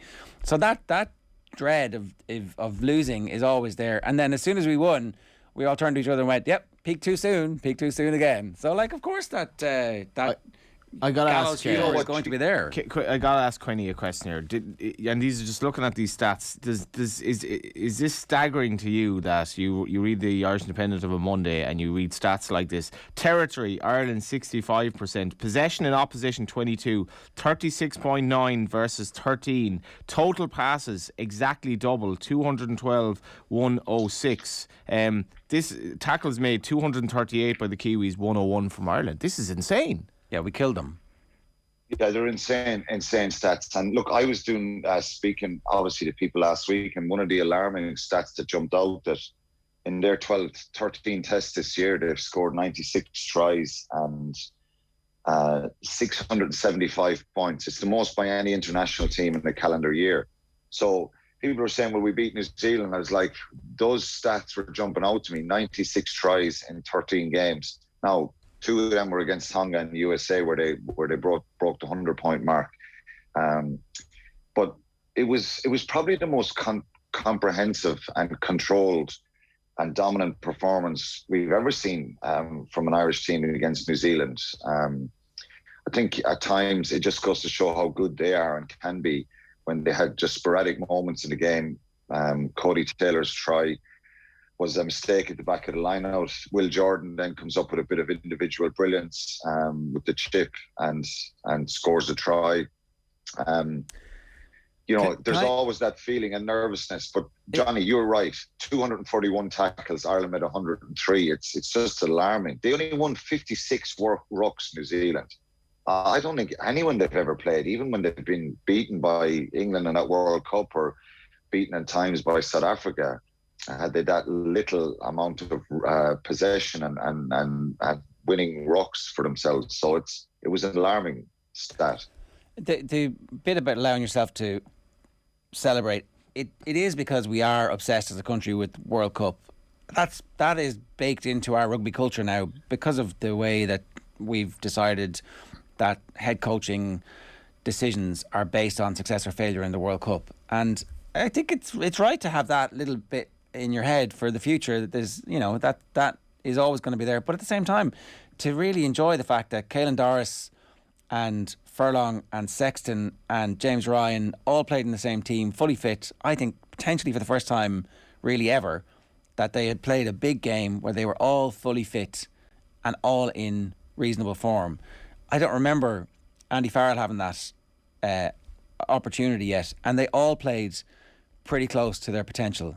And I think that's the thing that gets rugby fans excited, and they should be excited by that. Yeah, I think, like I said, it was such a comprehensive performance. Ronan Kelleher, for me, he's just been such a brilliant find. What an outstanding player. And having Porter himself and Furlong, they're world class. They can be world class. To be very careful what I say here, because people will take these comments and say, well, we're going to win the World Cup now, and I said this.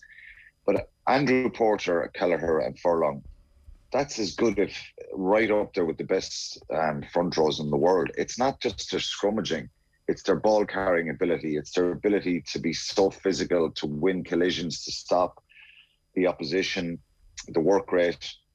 Caelan Doris, Jack Conan, Van der Fleer were sensational in the back row.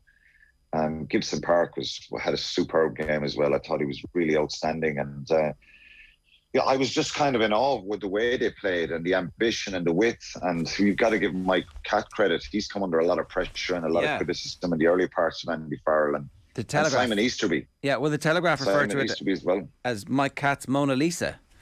The other thing the Telegraph have done is they're the ones who are pissing on our chips this morning, because Farrell's star rising and England return is real possibility is how they're reporting on this. Now, I think they're just trying to suck their readers into reading it, because in this is Tom Carey, who was at the Aviva.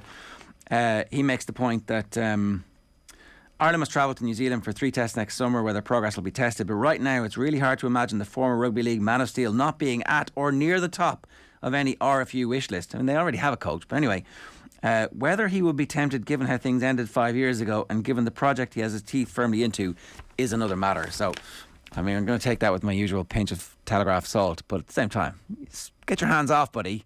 Screw you. We're the one who picked him up and said, yeah, come on, gave him somewhere to cut his teeth as an international head coach, and it's bearing fruit. Yeah, well, look, he's done a very good job. I think at the start it took him time, and he's assembled a good coaching team. Mike Catt, as I said, he deserves credit for what happened and maybe the evolution we've seen at the end of the Six Nations. Simon Easterby, the defence was outstanding. I think they looked like a team that really knew what they wanted to do, and they played with a freedom and at times off the cuff, but their accuracy was superb. And I think that's probably player driven as well to get to this point.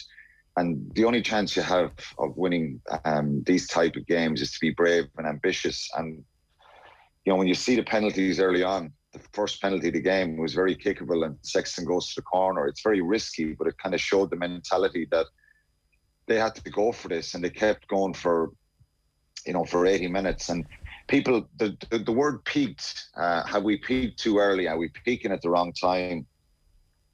You can't decide when you peak. I think Andy Farrell he's probably capped up close up to 20 players since he's taken over, or even more. There was 11 over the summer. There was probably 12 or 14 before that, I think was the number. So it's probably up over 20. So he's tried to change the cycle and find new players and get new people in there. Have we issues around 10? Depth there, yes, for sure.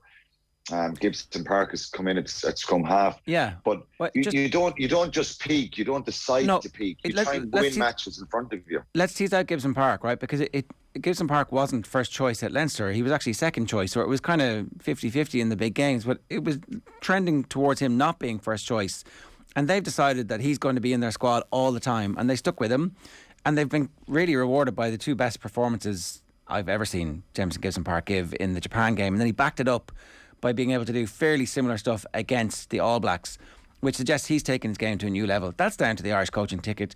James Lowe, I think the general consensus was, he's got to come out of the team because the defence is too much of a liability. Yeah, bollocks, as he referred to everybody out there talking about his D in the aftermath on Channel 4, which was hilarious and also very endearing.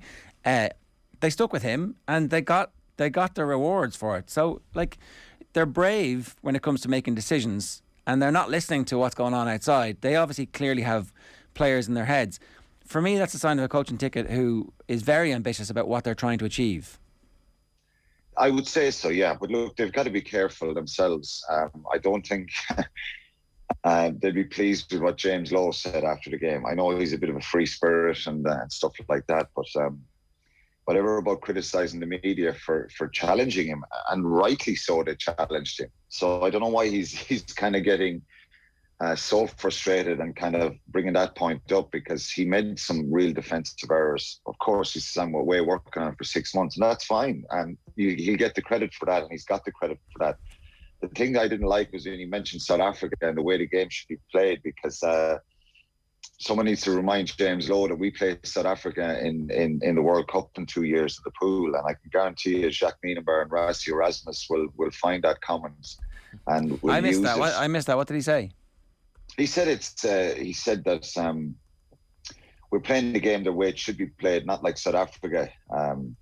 The spirit of the game and the way the game should be played. You know, you have to be very careful when you bring any other countries into it, and I don't think the Irish management will be pleased with that. I wouldn't be pleased with it. But look, he is a free spirit. It's not a big issue. But they called us softies, though. We've got the videotape of being called softies by them. So there's material on both. Well, I never liked giving any sort of ammunition to any team and people. You got to back it up, and maybe he will back it up in 2 years of the World Cup. But look, it's a long way away. Going back to what I was saying about peaking. What this team needs to do now, and I think Sexton said it, is they need to get better. They're going to lose matches along the way. You know, they go to England and France in the Six Nations. Could we have bad performance? Of course, there's always a potential there that you're going to get on the day, you're going to get beaten. I think he's got to try and keep developing the game.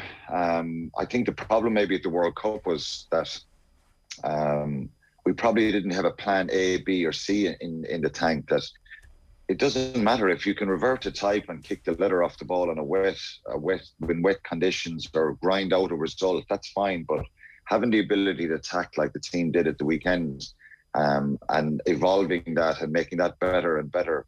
And there's an athleticism to this team, because you just look at Doris and Cohn and the football ability they have, and like I said, the front row. So. He's capped a lot of players. I don't think we should get carried away, because I do think that certain teams will look at that game now. England and France will look at it and they'll think, you've got to really, and a lot of the time rugby is about those collisions and about the physicality up front. And yeah. If you really get stuck into the opposition, you can stop them. And, you know, when that happens to Ireland, how are they going to cope? How are they going to cope on a day where the line-out kind of goes a little bit awry, where they get smashed on the gain line and they have to start kicking a little bit again? And they're the ones that in the last couple of years have brought a lot of the negativity. Yeah. You know, a couple of matches against England. So it's about trying to get better, not peaking, just trying to get better and add one or two players along the way. I think it was a brilliant performance, and they deserve an awful lot of credit for what happened. Yeah, we should enjoy it when it happens, because the future, who knows? It could be grim. They might hammer the crap out of us in a World Cup quarterfinals. We'll always have this night. And the reality, Ger, is if we come out of that group and go to a quarterfinal, we're playing New Zealand or France. Yeah, you're playing France on home soil, or you're playing a New Zealand side who they can change 10 players in a couple of weeks, and there could be 10 different New Zealanders there next summer for the tests, and they could be just superstars, phenomenal athletes. So it isn't about peaking and making a decision to peak at the wrong time. It's a lot of rubbish. That it's just about this team trying to get resilient and being pretty consistent now in the next 2 years.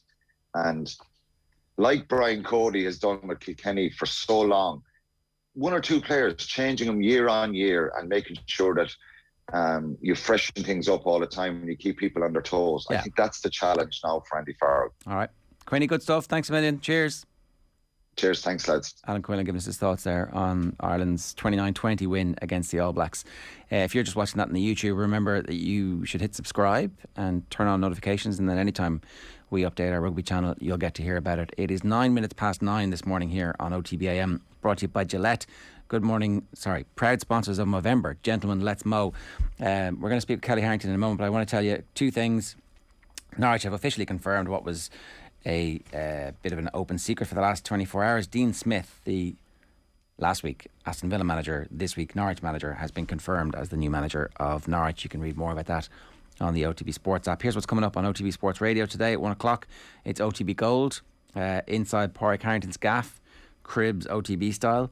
State of the Union with Keith Wood at 3 o'clock. The split season documentary is a GA documentary from 4 o'clock. At 6, OTB Gold is Lance Armstrong. We're going to take a quick break. Next, Olympic gold medalist Kelly Harrington joins us live.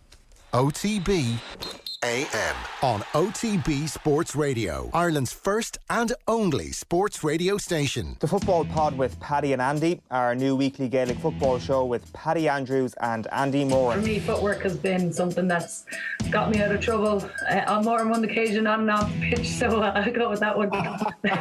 We can relate to that. We all can. We can all relate to that. Gotta be sharp around town. I live on the north side now, so I definitely do. Yeah, exactly. Yeah. Welcome to our side, Hannah. Download the OTB Sports app and subscribe to the GAA podcast feed now. Arsenal and Irish fans won't want to miss our next Cabri FC roadshow. We're going behind the scenes with Arsenal invincible Robert Perez and Gunner star and Ireland captain Keegan McCabe. We'll also be joined by former Arsenal S&C coach, Ireland rugby legend Jerry Flannery. It's all with thanks to Cabri FC and their club partnerships, granting you behind the scenes access at the Premier League's biggest clubs. Coming soon to OTB Sports social channels. OTB AM with Gillette, proud supporters of Movember. Gentlemen, let's mow. All right, it is 11 minutes past 9. I'm delighted to say we're joined by Olympic gold medalist and newly announced Spar ambassador Kelly Harrington. Spar today announced a 3-year partnership with the lightweight world champion and will support Kelly every step of the way on her journey to the 2024 Paris Olympic Games. As part of the partnership, Spar and Kelly Harrington launched the Spar Christmas Community Fund. It's an initiative where Spar want to reward and acknowledge 10 local community mentors by giving them the chance to win €1,000 for their club. For more details and to nominate your local community mentors, visit spar.ie. Kelly, good morning to you. How are you? Morning. I'm good. How are you? Yeah, How are you doing? Pretty good. Not a bad weekend of sport from an Ireland perspective. What stage are you at the moment? Are you training for anything specific? Is there something on the horizon for you? So we were training for the World Championships. They were to happen in December. We were to head out to Turkey on the 19th of November and come back then on the 19th of December when the championships were done and stuff. But they've been cancelled due to COVID and stuff. So, so that's been cancelled till next year. So we were training for that. Oh. It was kind of a welcome kind of cancellation for me this time round, so I kind of need a bit of a break, and I went straight back in at 100 miles an hour into training after a bit of a break, and my body kind of got run down because I went back in thinking that I could just get back in where I had left off, but that's not the case, as you know yourself, and I got a bit run down. And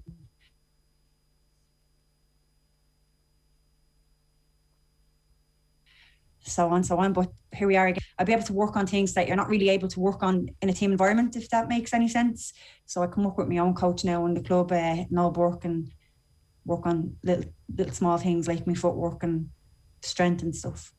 Yeah, that's really interesting to hear that the break was required at this point as well, because it must be difficult to know what to do after you've climbed a mountain. A lot of people talk about when they actually end up achieving the thing that they've put their whole life into achieving, that it's just difficult to get back to what normality is after that, because it's kind of like just a bit of a come down. Did you feel any of that so far?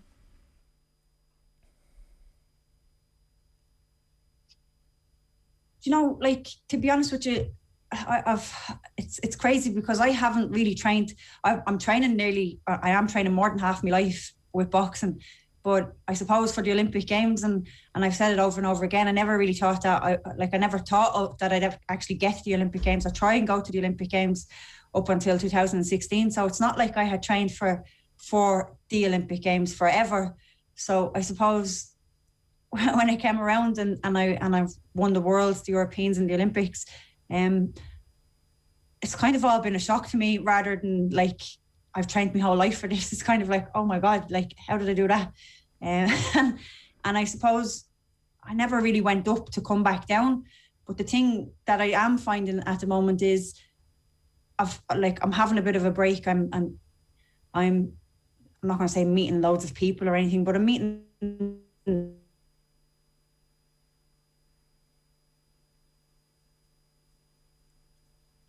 a couple of friends and eating loads of, finding it hard to get back into the routine of getting back on track. But as well as that, there isn't a goal at the moment because the world has been wiped, and so I don't really have anything to aim for at the moment. So it's just, there is nothing there really at the moment for me to get back for, if that makes any kind of sense. Yeah, and can you enjoy that? As in, like, what do you mean, like? Well, just like the uncertainty of not having something specific to train for, it kind of gives you a bit of a free pass to relax and not be killing yourself. Like, you know, to be at the elite level that you're at, you kind of have to have this constant internal drive going, Jesus, I shouldn't really have this food, or I need to get sleep, or I need to make sure I'm resting and doing my recovery and all that kind of stuff. But actually not having that, I'm laughing because you sound like you've been in my head the last while. Do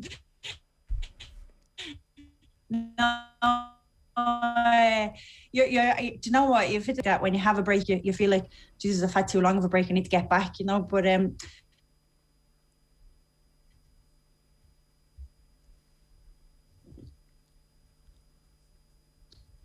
for the first time, I'm not bad to myself. I don't treat my body badly. I don't drink alcohol or anything like that. So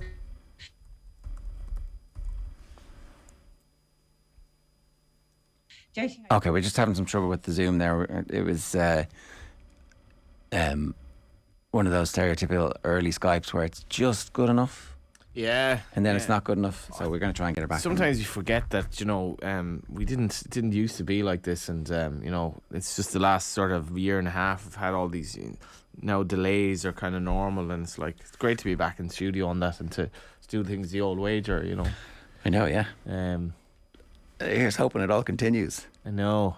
You said that and then grimaced. It was like, I do. Yeah, I'm getting a little bit worried now. It has to be said. You know, your reference is there, but like just being at that game the other night in the Viva Stadium with a full house, I imagine there was a great vibe for the rugby game, and just it's an intangible feeling. It's a great feeling when a crowd comes together, witnesses something amazing. And I do think Ireland really suffered. Like, I think that Luxembourg game would never have happened with the crowd at home, you know. It might have. I think that Stephen Kenny was a very inexperienced international manager and hadn't quite fully worked out exactly what the identity of the team was yet. And now he has, and I think that, like, you know, I think that he's learning as he goes, and that's all I want, is that the coaching staff learns from their mistakes. If they make the mistakes, as opposed to it being some kind of philosophical or not working hard enough or not knowing the players or not seeing the players, Like, and we've had many examples of that in various, or it's like this, I'm stuck to my way and it's my way or the highway, even though the rest of the world's moving around. Like, he was never playing 3 at the back when he took the Ireland job. I remember predicting that he would play 3 at the back, and you're like, never. Yeah, I would have, 100%. I would have said that's just not going to happen. And look at it now. It's and a complete musical chairs in terms of his staff and everything. But it's going to be very interesting to see what happens. What did you make of Alan Quinlan being annoyed at people being annoyed? The rugby thing is like, I went for a beer after the match on Saturday, and we're in O'Connell's and Richmond Street, and you know the way now. So I was coming out. I was left work around 5, and I was kind of conscious. The rugby was just over. It was like, these pubs can be actually just over capacity, and they won't let you in now. So it's like, I kind of want to get down. But I think O'Connell's had kind of opened at 4, so they weren't really catering for the rugby crowd.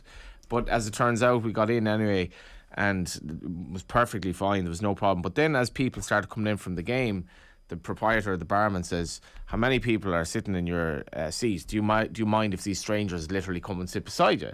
So it was a couple, and one of the guys in the couple, he was telling me he was a Protestant from Armagh, and we just got talking about all these things, and it was just like, rugby has like this total like cross section of people from all over Ireland that like football doesn't really have. It has like the guy from Ross. It has the more affluent parts of Dublin. It has your northern parts of the country as well. And I really love that. I think it's cool that it brings people together from all different kind of walks. And maybe rugby gets a bit of slagging because it's seen as elitist and all that. But like, sometimes it's actually more rounded in terms of football than the people who support it. All right. All right. That might be a interesting. It's a long-winded answer, but like, there is a lot of people get very, very annoyed about rugby. Like, of my mates who are football fans, they don't like it, and I don't really get that. All right, we've got Kelly Harrington back with us. Kelly, sorry about that. The line is much better. We can hear you now. You were just saying that the on-off again thing and being able to relax into it and enjoy it was difficult.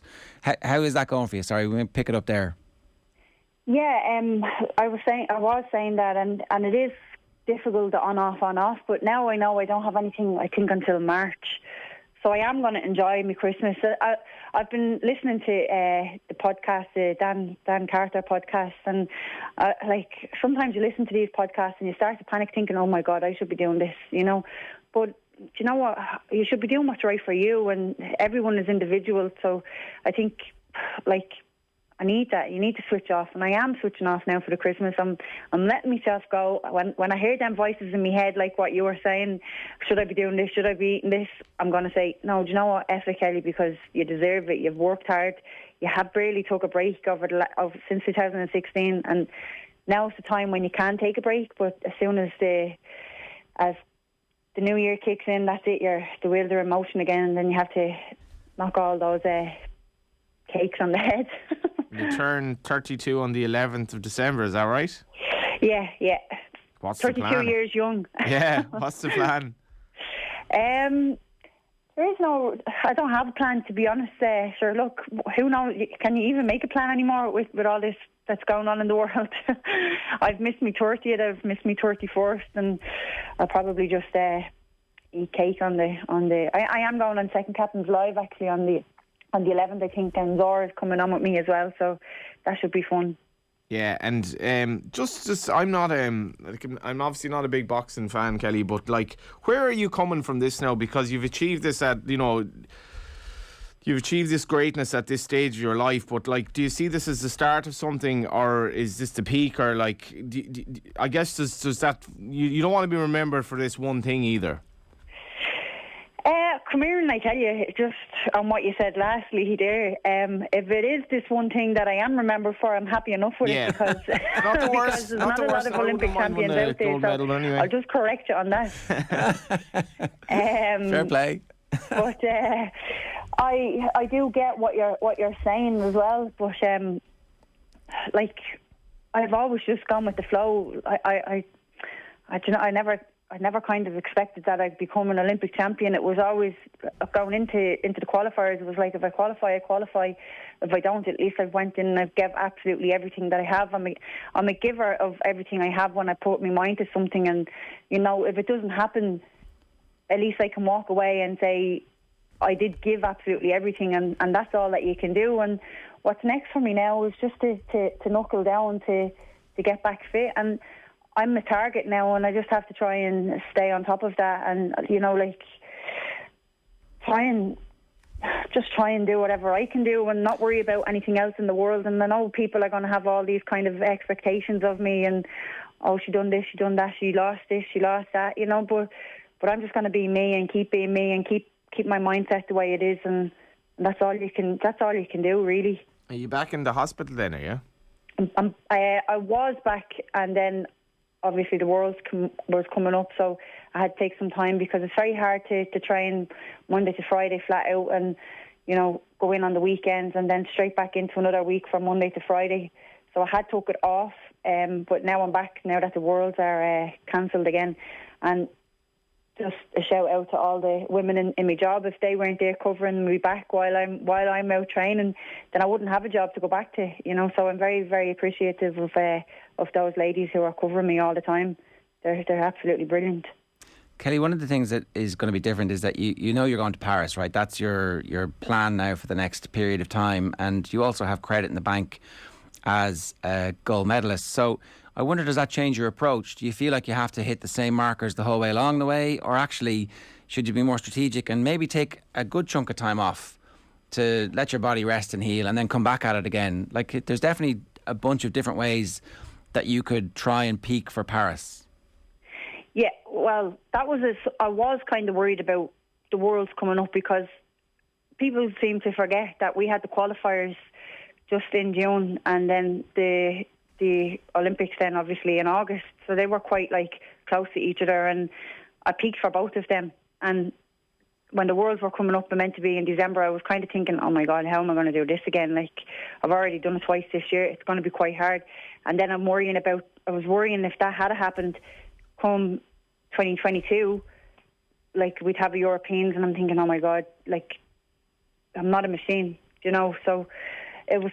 Now at the moment the coaches have been we've had to sit down, we've had to talk of, we have to be selective in what we do, because I'm not getting any younger either, and it is harder to recover. All those younger athletes out there, you see them, they could fight every day of the week, and to recover every second day, it's just crazy. But it takes me longer to recover now. Obviously I'm getting older, but the better you look after your body, the more you recover. But we are going to be looking at, obviously not going 100 miles an hour, slowing the pace down and picking competitions to go to, but picking them wisely and trying to obviously think of the long run, that the goal is to qualify for Paris, and that's, you have to trust in the process, because not all the time going forward everything's not going to run smoothly, and I'm not going to be I'm not going to be, but it's hard to win every fight, really,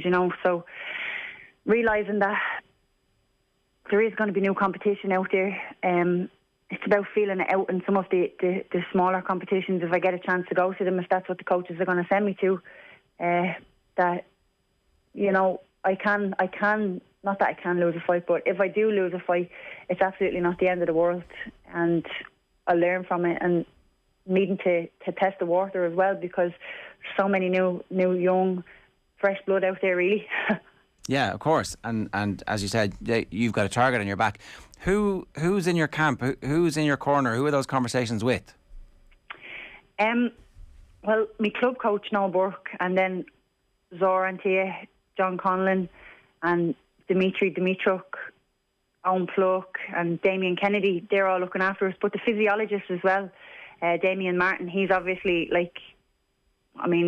he's looking after the physical end of it, really, the body, how the body's working, how I'm recovering and stuff. So he's monitoring all of that, and they can work off that then, whether, right, yeah, she's actually recovering really, really well, we can send her to this, or no, we'll hold her back because she needs more recovery time, or we'll send her to this camp, we won't send her, stuff like that. So they all go hand in hand. People don't, you wouldn't really think it, but every day everyone is working together. The strength conditioning coach as well, John Cleary, everyone works together hand in hand, and everybody has, and then I have a little say in what I do. And if you spoke about Johnny Sexton, his performances still for Ireland. What's the optimum kind of age for a lightweight boxer like, and could you still be getting better? I mean, I feel like I am getting better. I feel like I'm adding to me game really, but I think personally, when you stop thinking outside of the box and you stop wanting to get better and you relax, then that's when you stop getting better. But I want to get better. I want to improve, and with the right people around me, I can improve. And that's not just like people saying, "Oh, you're going to get better." I'm talking about like the physiologist who's actually reading your body for you. And like I do think I can get better. I'm not saying I'm going to come out and I'm going to be a different machine altogether, but those little 1% that make a massive difference. Oh, has the phone line gone as well? Are you there? Yeah, we're here. Yeah, sorry. Yeah. You're back again. Yeah. And, well, those 1% that make a difference, obviously, hugely important. I've got to ask you, Kelly, about this competition that is running with Spar, because I think one of the things that was very clear from the celebrations was that yours is a grassroots success, that it comes about because there was somebody in your local boxing club, and you were representative of the community as well. It's interesting that's what this prize is for. It's for small clubs around the country. It's for anybody who needs a little bit of support, and €1,000 is actually going to make a difference to these clubs. 100%, and like we've fallen on hard times at the moment. So, I mean, for anybody who has a good mentor or coach out there, and they want to award the club as well, reward the club. You just have to nominate them, and I mean, you can't win if you're not in. So, I think every club should really enter. There is 10 €1,000 up for grab, €1,000 up for grabs. So all you have to do is visit www.spar.ie to be in with a chance. Like Spar there's over 400 shops in the local communities around Ireland. They're run independently, retailers, and most of which are families. So, I mean, if that doesn't say it all, that's what I stand for, is community. I love my community, and I think that Spar does a great job in the communities. And I'm all over this Christmas Community Fund, because it's brilliant. It's absolutely class, and I'm not a judge, by the way. I opted out of that one because I'd feel like I didn't want to be biased and giving it to clubs that I knew. So, or giving it to everybody. That's the other thing. Yeah. I wish I could give it to everybody, but unfortunately I can't. And Kelly, that last thing I just wanted to ask you about, because obviously, people who are connected in any way to sport would have seen your rise over the last number of years, but there's a crossover moment where the whole country is watching your fights, and I know you're in a bubble at the time when the fights are happening, and so you're probably not as aware of it, but that homecoming was clearly something that brought home to you just the impact that you'd had. Even the scenes afterwards when lads were dropping spuds up to your folks' house from on their way to Croker, like there was a bit of madness around that. Are you ready? Are you enjoying that part of actually everybody hanging on your every word, and you playing a leadership role in your community and even beyond that? Yeah, like I've always said, like if you're in the limelight, if you have a voice, then you should use it, and you should use it for the good. Why would you use it for anything other than the good? I don't get that, and I feel like, I mean, I love honesty, and that's exactly what I am, is a very, very honest person. And I'm trying to, for me, coming from the community that I come from, and from my background, from a young age of going down the wrong pathway, I just want to be able to try and encourage others to reach out and go for their goals. And it doesn't have to be sport related at all.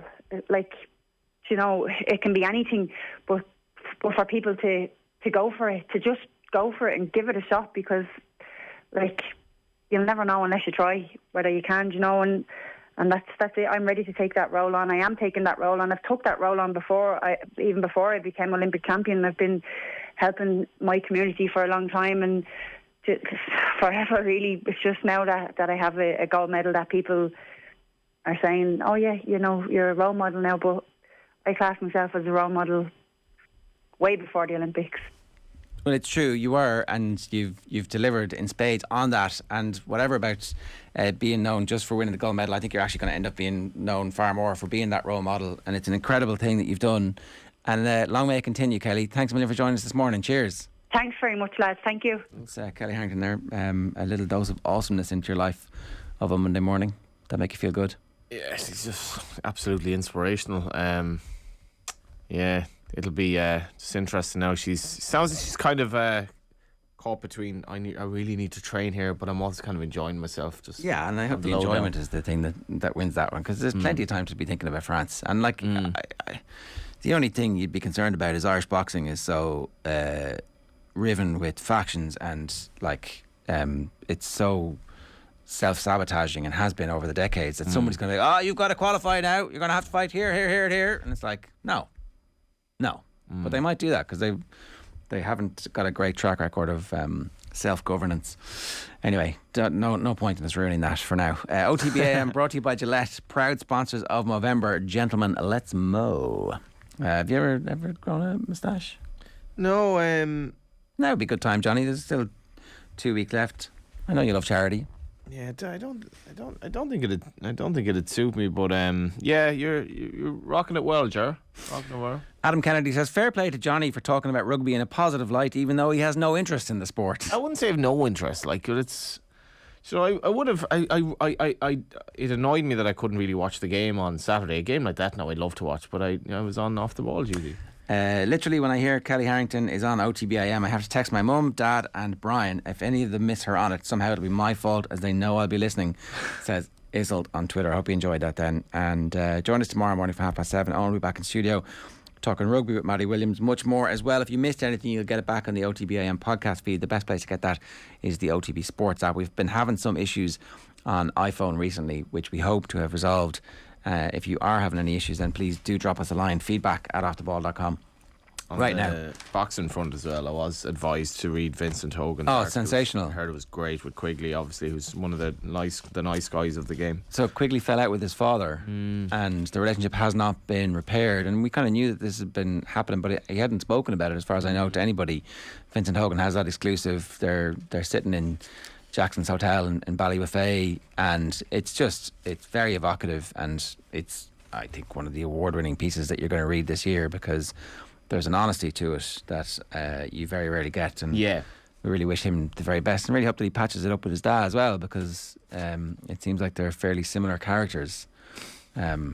So anyway, definitely check that out today. I meant to mention that in the papers a little bit earlier on. Right, tomorrow from 7:30, Owen's back in studio, as I said, Maddie Williams. Johnny, thanks very much for joining us. Keith Wood and Fiona Hayes here breaking down Ireland's win against the All Blacks in more detail, because you can't get enough of this good stuff. Very welcome back. Fiona Hayes and Keith Wood with us. We are discussing Ireland 29, New Zealand 20. 53106 for any texts, and I'll get them to the guys as we chat for the next 20 minutes or so. So James Lowe, Fiona, can we just pick up on him?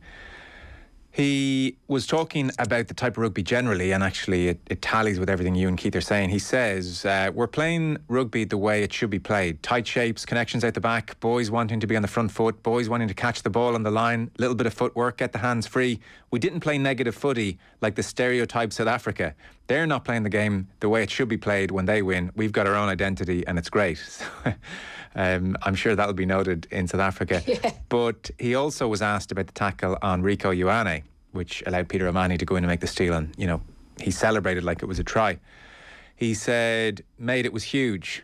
What you bollockses, he's talking about the media there, what you bollockses always get on to me about, I've been working on for the last 6 months. Hopefully you can abuse me for something else. Making that tackle felt better than the try, 100%. And that's what I told you I'd been working on, to be able to show it on the biggest stage. It's huge.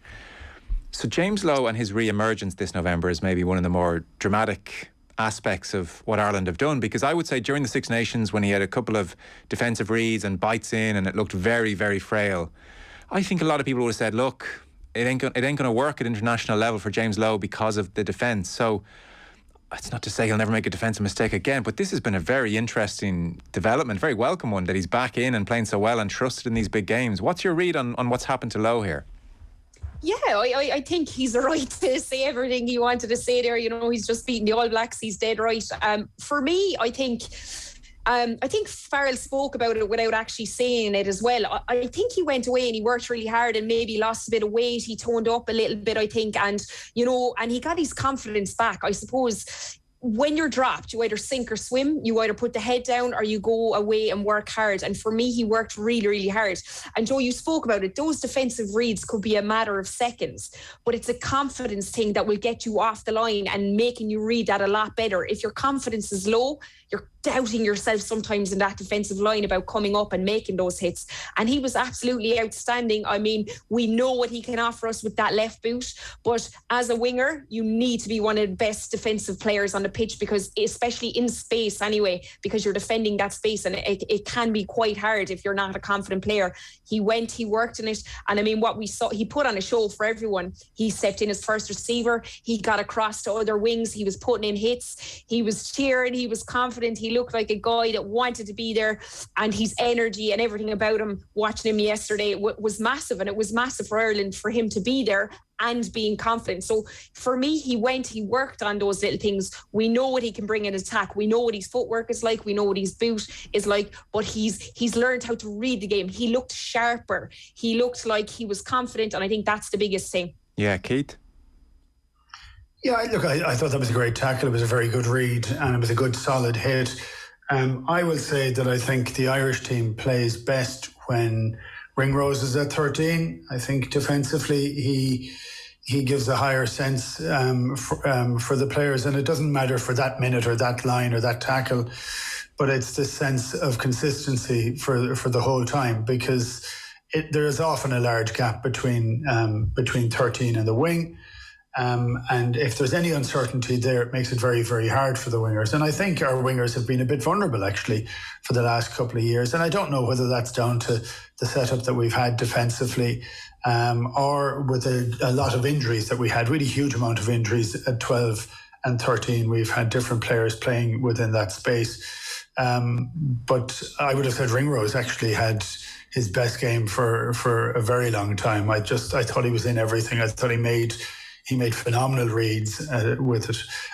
For Lowe, with the ball in hand, we always thought he was magic. And defensively, we were all a little bit wary. So I think that's a fair comment on that. And if somebody's been criticised for something that they're not doing well, you're dead right, they're going to go off and work. Otherwise, they're pretty stupid. So he has done so. And but that doesn't solve everything for him. So, and I'd say this always for guys, you don't just solve it once and think that's it, done and done. So it has to be repeatable all the time. So he'll make mistakes and he'll make other great reads, and that's fine. That's the part and parcel of what an international rugby player is. And actually, once you put on an international jersey, you are open up to a higher level of scrutiny. So those things that you get away with when you play provincial rugby, you don't really get away with when you play international.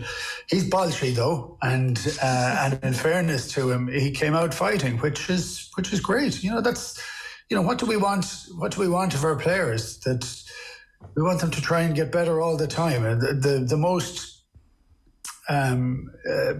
heartening thing to hear after the game, is one of the few things I read after the game, was both Farrell and Sexton said we made loads of mistakes and we have an awful lot to improve on here. And I think that's right, but not to let perfect be the ruination of that joy or that play. I think they can get better, but I don't want them to get so good that they're worried about the amount of balls that go on the ground rather than the balls that go in the hand. So, I go back to the first thing I said.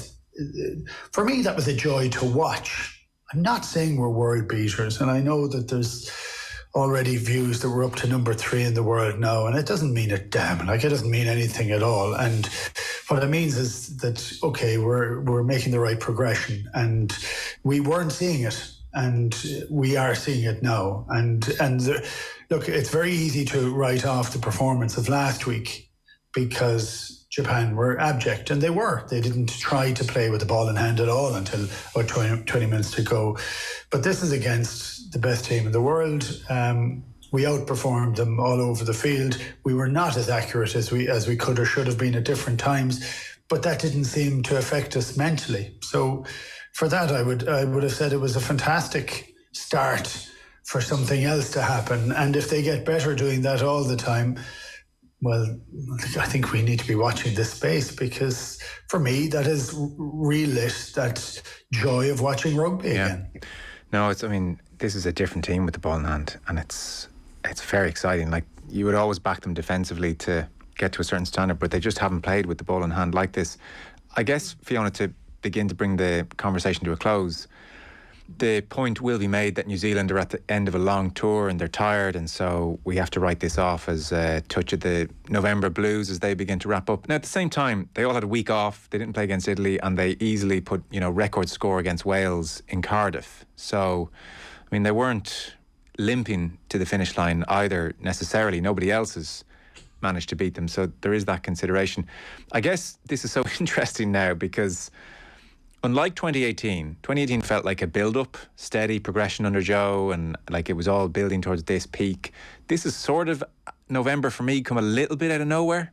The English result notwithstanding, like it's just gone from 50 to 100 in no time here. There's the Six Nations upcoming. Not to discount the Argentina game, but there's the Six Nations upcoming, and then there are 3 tests in New Zealand. So come next summer, we could all be feeling very, very different. But how do you kind of put this into context? Like, is there much of a nagging voice saying at the back of your mind, I'm not sure about where New Zealand were yesterday either, or do you think we can get pretty excited about this and New Zealand were thereabouts? I think we can get pretty excited about it, because I think we should be focusing on what we are talking about. Myself and Keith are talking about the rugby Ireland played. So that was kind of the issue, in the past, is that we didn't know what type of systems, where if we wanted to play out in the wide channels, if they were offloading, we just couldn't tell what type of attacking system my cat had. So now we're after getting a glimpse of it. We know the capabilities. So for me, it's not even about New Zealand. People are excited at the type of rugby they saw on show against the team that are ranked first in the world. Yes, they might have been a little bit tired, but there was a few changes as well from that Italy game, so they should have been fresh. They were in Dublin a week. They're a very confident team, always play confidently. We just didn't give them the ball, but we also attacked excellently. And I think that's where we're at. We're going to be in for a massive test in the summer, but it's going to probably be the best thing for this Irish team is to face those few tests. And you'll see then exactly where we're at a year out from the World Cup. And that, there's no one to get too excited about this, about the next World Cup. People are obsessed with, can we get past the quarterfinal? Can we get past the semi-final, etc. But I think for me, seeing the style of rugby that was being played, the clinical display, the smiles on their faces, the offloads, just how they gel together and backed one another on the pitch, in their carries, in that set piece. For me, Andrew Porter on that pitch for 75 minutes, making a tackle over or making a ruck over in the corner. I think Peter O'Mahony put in a big tackle. He to belt over there. That's what you want to see. You want to be seeing that at this stage, and we can constantly build on that. We know our defence, but we've now seen a glimpse of what we can do with an attacking backline, and I think that's where the excitement is at. Yeah. Keith, Keenan, Conway, Ringrose, Bundyaki, James Lowe, Sexton, Gibson Park, that front row of Porter, Kelleher, Furlong, Henderson and Ryan with Tyke Byrne off the bench, the back row of Doris, Van der Fleer, Jack Conan and Peter O'Mahony obviously came off the bench. Was there anyone there that you wanted to mention that we didn't get round to as a final one? I'll go for one because we haven't mentioned New Zealand at all. I actually thought the best player in the field was TJ Perenara. I thought he was phenomenal. Right. And at a time when a lot of his forwards were being shunted backwards, he was the one making the big hits on the forwards coming out of the line.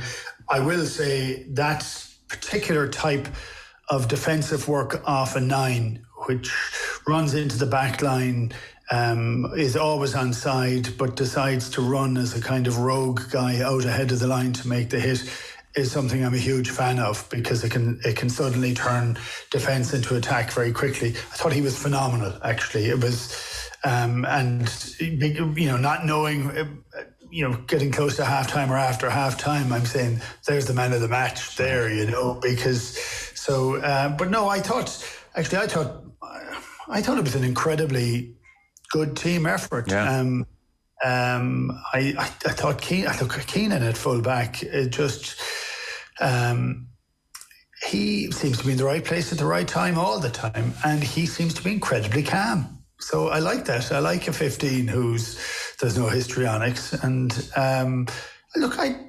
it was a joy to be a rugby fan yesterday, and for anybody wanting to criticise the joy of beating New Zealand, let them, because I don't think we'll ever change them. But for me, that was just it was just lovely to watch. No, it was lovely to sit down. I watched it with my three boys and Nicola, and just sitting, and we're just all excited for the fact, wow, did you see that? And we're all finding different things to be excited by, and isn't that what the joy of rugby is about? No, 100%. You can watch Ireland play like that forevermore and be happy, win, lose or draw. And look, there'll be certain people, if Ireland were to win the World Cup playing that way, they would say, well, look, it wasn't a good World Cup. As World Cups go, it wasn't a great standard. So there's naysayers. I mean, that was just a brilliant performance on a given day.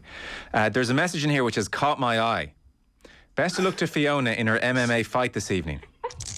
I was delighted you brought that up. I was going to try trigger that before the end of this call. Well, now I'm listening. I'm on in an hour. Yes, I've the plaits in. You can't see me. I've done a Wimp to Warrior. I've trained for every day for 20 weeks, and I'm doing an MMA fight in an hour. Oh my God! I'm in the gym on the headphones. Oh, are you? Where can we watch this? Where can we watch this? There's actually a live stream on my Instagram account. It's FiHays30 if anyone wants to watch it. Fiona, we want to watch it. I'm actually on at 4:30, so I'm on in 40 minutes. Oh God, so, right. Yeah. Fair play to you. Well, actually, just to get you a little bit angry then. Okay. Can I ask you about the week that's been in women's rugby as we wrap this up? We've had 6-7 minutes, which isn't enough time to pull all of this apart properly. But Anthony Eddie's interview, people in the main, certainly former players and Cliona Maloney initially very much to the fore, saying they didn't like it. Slurry spreading was Cliona's phrase, and blaming the players and not enough accountability was the general refrain. Yeah. So it seems like relations there are pretty toxic, and the team and the RFU are poles apart at the moment. Like, where are we? This seems awful. What is the big charge against the RFU and Anthony Eddie, do you feel? And where were you this week on the whole thing? Yeah, look, I mean, I suppose I was as shocked as anyone to see Cliona come out with that, but I was very respectful, and I applauded her, because obviously it's something I've heard has been building up in players and in ex-players especially. You know, we've talked about stuff over the last year and stuff, so for her to come out and say it was massive for her. I think there just needs to be, they need to sit down, they need to have a look at, I know there was issues, I suppose, around in how he voiced what he was saying. Players felt like the blame was on them. They'll certainly take their own share of the responsibility. They know they didn't play well, and they have put their hand up and said that. But if you're you know, who's above you, your coach, your director of rugby, if they're not looking out for you as a team, I suppose that's when things kind of get a bit scary, I suppose, for the team that he came out and said that against them. They put in a performance against the USA. Definitely wasn't pretty, but by God, did they bind together and put in a great defensive performance. So I think they need to go back to the drawing board. They have to get through Japan next week, have a look at what the main issues with the team are, and hopefully sort it out, because I know there was a lot of talk afterwards that maybe Cliona was even rang and asked not to publicly speak. But Adam Griggs has come out and backed her as well on that, saying, look, everyone has a right to voice their opinion. And her coach and staff and certainly her teammates came out eventually and backed her. So it just needs to go and look and see exactly what can be done to change, because there definitely needs to be some sort of change there. Yeah. And to what extent is the big issue this spreading of the 15s and the 7s talent? Or what is the thing the RFU could fix overnight? Yeah, it's that. For me, I think a lot of the issues are maybe around, I could be wrong, but maybe players being up at camp, not playing games of 15, be it the 7s or even some of the 15 players. They're not released. There isn't enough game time for them. Okay. They're training hard in camps. It's trying to get that integration with the AIL. I know some of the girls are over in England, but it's getting them playing games. They're coming in. Everyone's on a level 11 playing field. You have the 7s have played 15 games of 15. I suppose there was players coming in there that haven't had the chance to play games, and the opportunities have been there. So it's the RFU speaking to the clubs, everyone on the same playing field, thinking about it, how they're getting on, because they definitely have the resources. They do look after them in camps. They are looked after gym-wise, everything like that, 100%. They just need to look at maybe outside and how to develop the game outside of that squad. Okay. We'll come back to it. We're going to let you go and punch the head off someone now for charity. I'm nervous. You're after taking the nerves off me for 40 minutes anyway, so I owe you one for that. Well, listen, best of luck. I mean, geez. Thank you. Yeah. And I'm looking at my phone. I think my Instagram, I'm getting a load of followers now, so I'm even more nervous. There's probably going to be people tuning in. I mean, look, I'm detracting from Off the Ball's audience in the next hour. What's your Instagram as well for people who want to watch Fiona Hayes in a scrap? It's Hayes30. That's it. Right, okay. I can see Keith Wood reaching for the phone as we speak. Oh, God. I know, I was looking at Keith's face when they were talking about that Brazilian bum lift earlier. It was a bit on the break. I was thinking I could do one of them for this fight anyway. Keith Wood, thanks a million. Brilliant. Good luck, Fiona. Give it time. Thanks, Keith. Nice one. Thanks, guys. No, well done. Thanks a million. It's for charity, by the way, everyone. We should add that. So do get involved. Fiona Hayes there and Keith Wood. Our rugby coverage with thanks to Vodafone, sponsors of the Irish rugby team.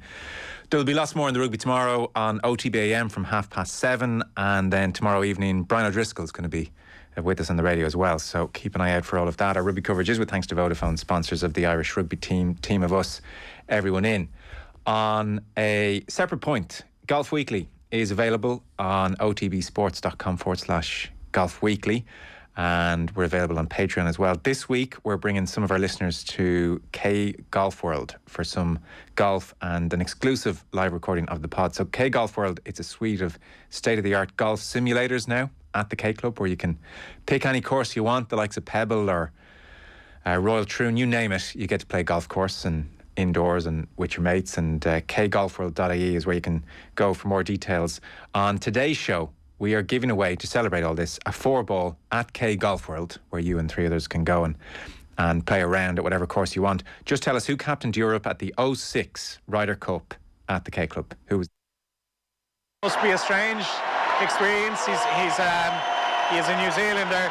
He's obviously an Irishman too. He showed, I think, such passion on the field today. I'm sure it meant a lot to him, his family. He probably wanted to show people back home in New Zealand why he came here, and he loves his rugby. He plays with a smile on his face. He's hugely popular, but he's not just an entertainer. He does the nuts and bolts side of his game really well, and I think he also provided one of the seminal moments of the match around that dodgy hour mark, where he made a huge defensive play, a huge decision to come in off his wing and stifle what looked like was going to be a New Zealand breakaway try. So it was a crucial moment, and I think a game-changing moment. He probably won't be remembered for that moment. He'll certainly be remembered for his brilliantly finished try, and perhaps he was the one who kicked the ball into touch at the final whistle. But he contributed on both sides of the game, defence, attack, broken play. He wasn't the only one, but he certainly was one of the standouts. These fellas are courageous. You ask a workhorse to run into a brick wall 10 times, he'll do it. I think these fellas are being asked to run into a brick wall 3 times, and the other 5 or 6 times they're being asked to look for space. They're being asked to link up, and that seems to have, I think, empowered them. It seems to have freed them up in terms of their athleticism, their natural skill. I think the management deserve huge credit for making a real shift, a fundamental shift in how Irish rugby teams are playing now. It's a great follow-on from that first half in Japan. People questioned, was that because it was poor play by Japan? Certainly in the first half in Japan was well executed, creative 40 minutes. We did the same today for pretty much 80 minutes. Fantastic. I was always confident regardless, but I think I'm not it's immaterial. The supporters have been magnificent and they're singing my name, but I'm happier if they're singing about the players, because ultimately I understand that the game is about players and the quality of the players, and the players really deserve credit. As a manager, you prefer them singing about players. The players there have been very consistent over the last few months, and since we've lost to Luxembourg, really, they've put in March. We've put in a lot of good performances, and I think we're delighted to win, and it was important to even you know, we didn't certainly want to finish fourth, and we're not celebrating finishing third by any means, but I think people understand that, you know, there's a radical overhaul of the squad that was absolutely necessary for us to be brilliant, for us to go forward and be brilliant. We needed to make radical changes. We've capped 16 stroke 18, one or two of them had one cap. So it's been a radical change, but not so much. Still, the cohort or the spine of the team is still there, because we've so much. The experienced players have so much to give as well, because they're brilliant professionals. But we're putting ourselves in place to have a strong Nations League campaign, and leading on to that, you know, a really strong campaign to qualify for the European Championship. So that's the way I've always viewed it. Yeah, and just lastly, whether people decided it was me or not, that's the way I've always viewed it. OTB AM. With Gillette, proud supporters of Movember. Gentlemen, let's move.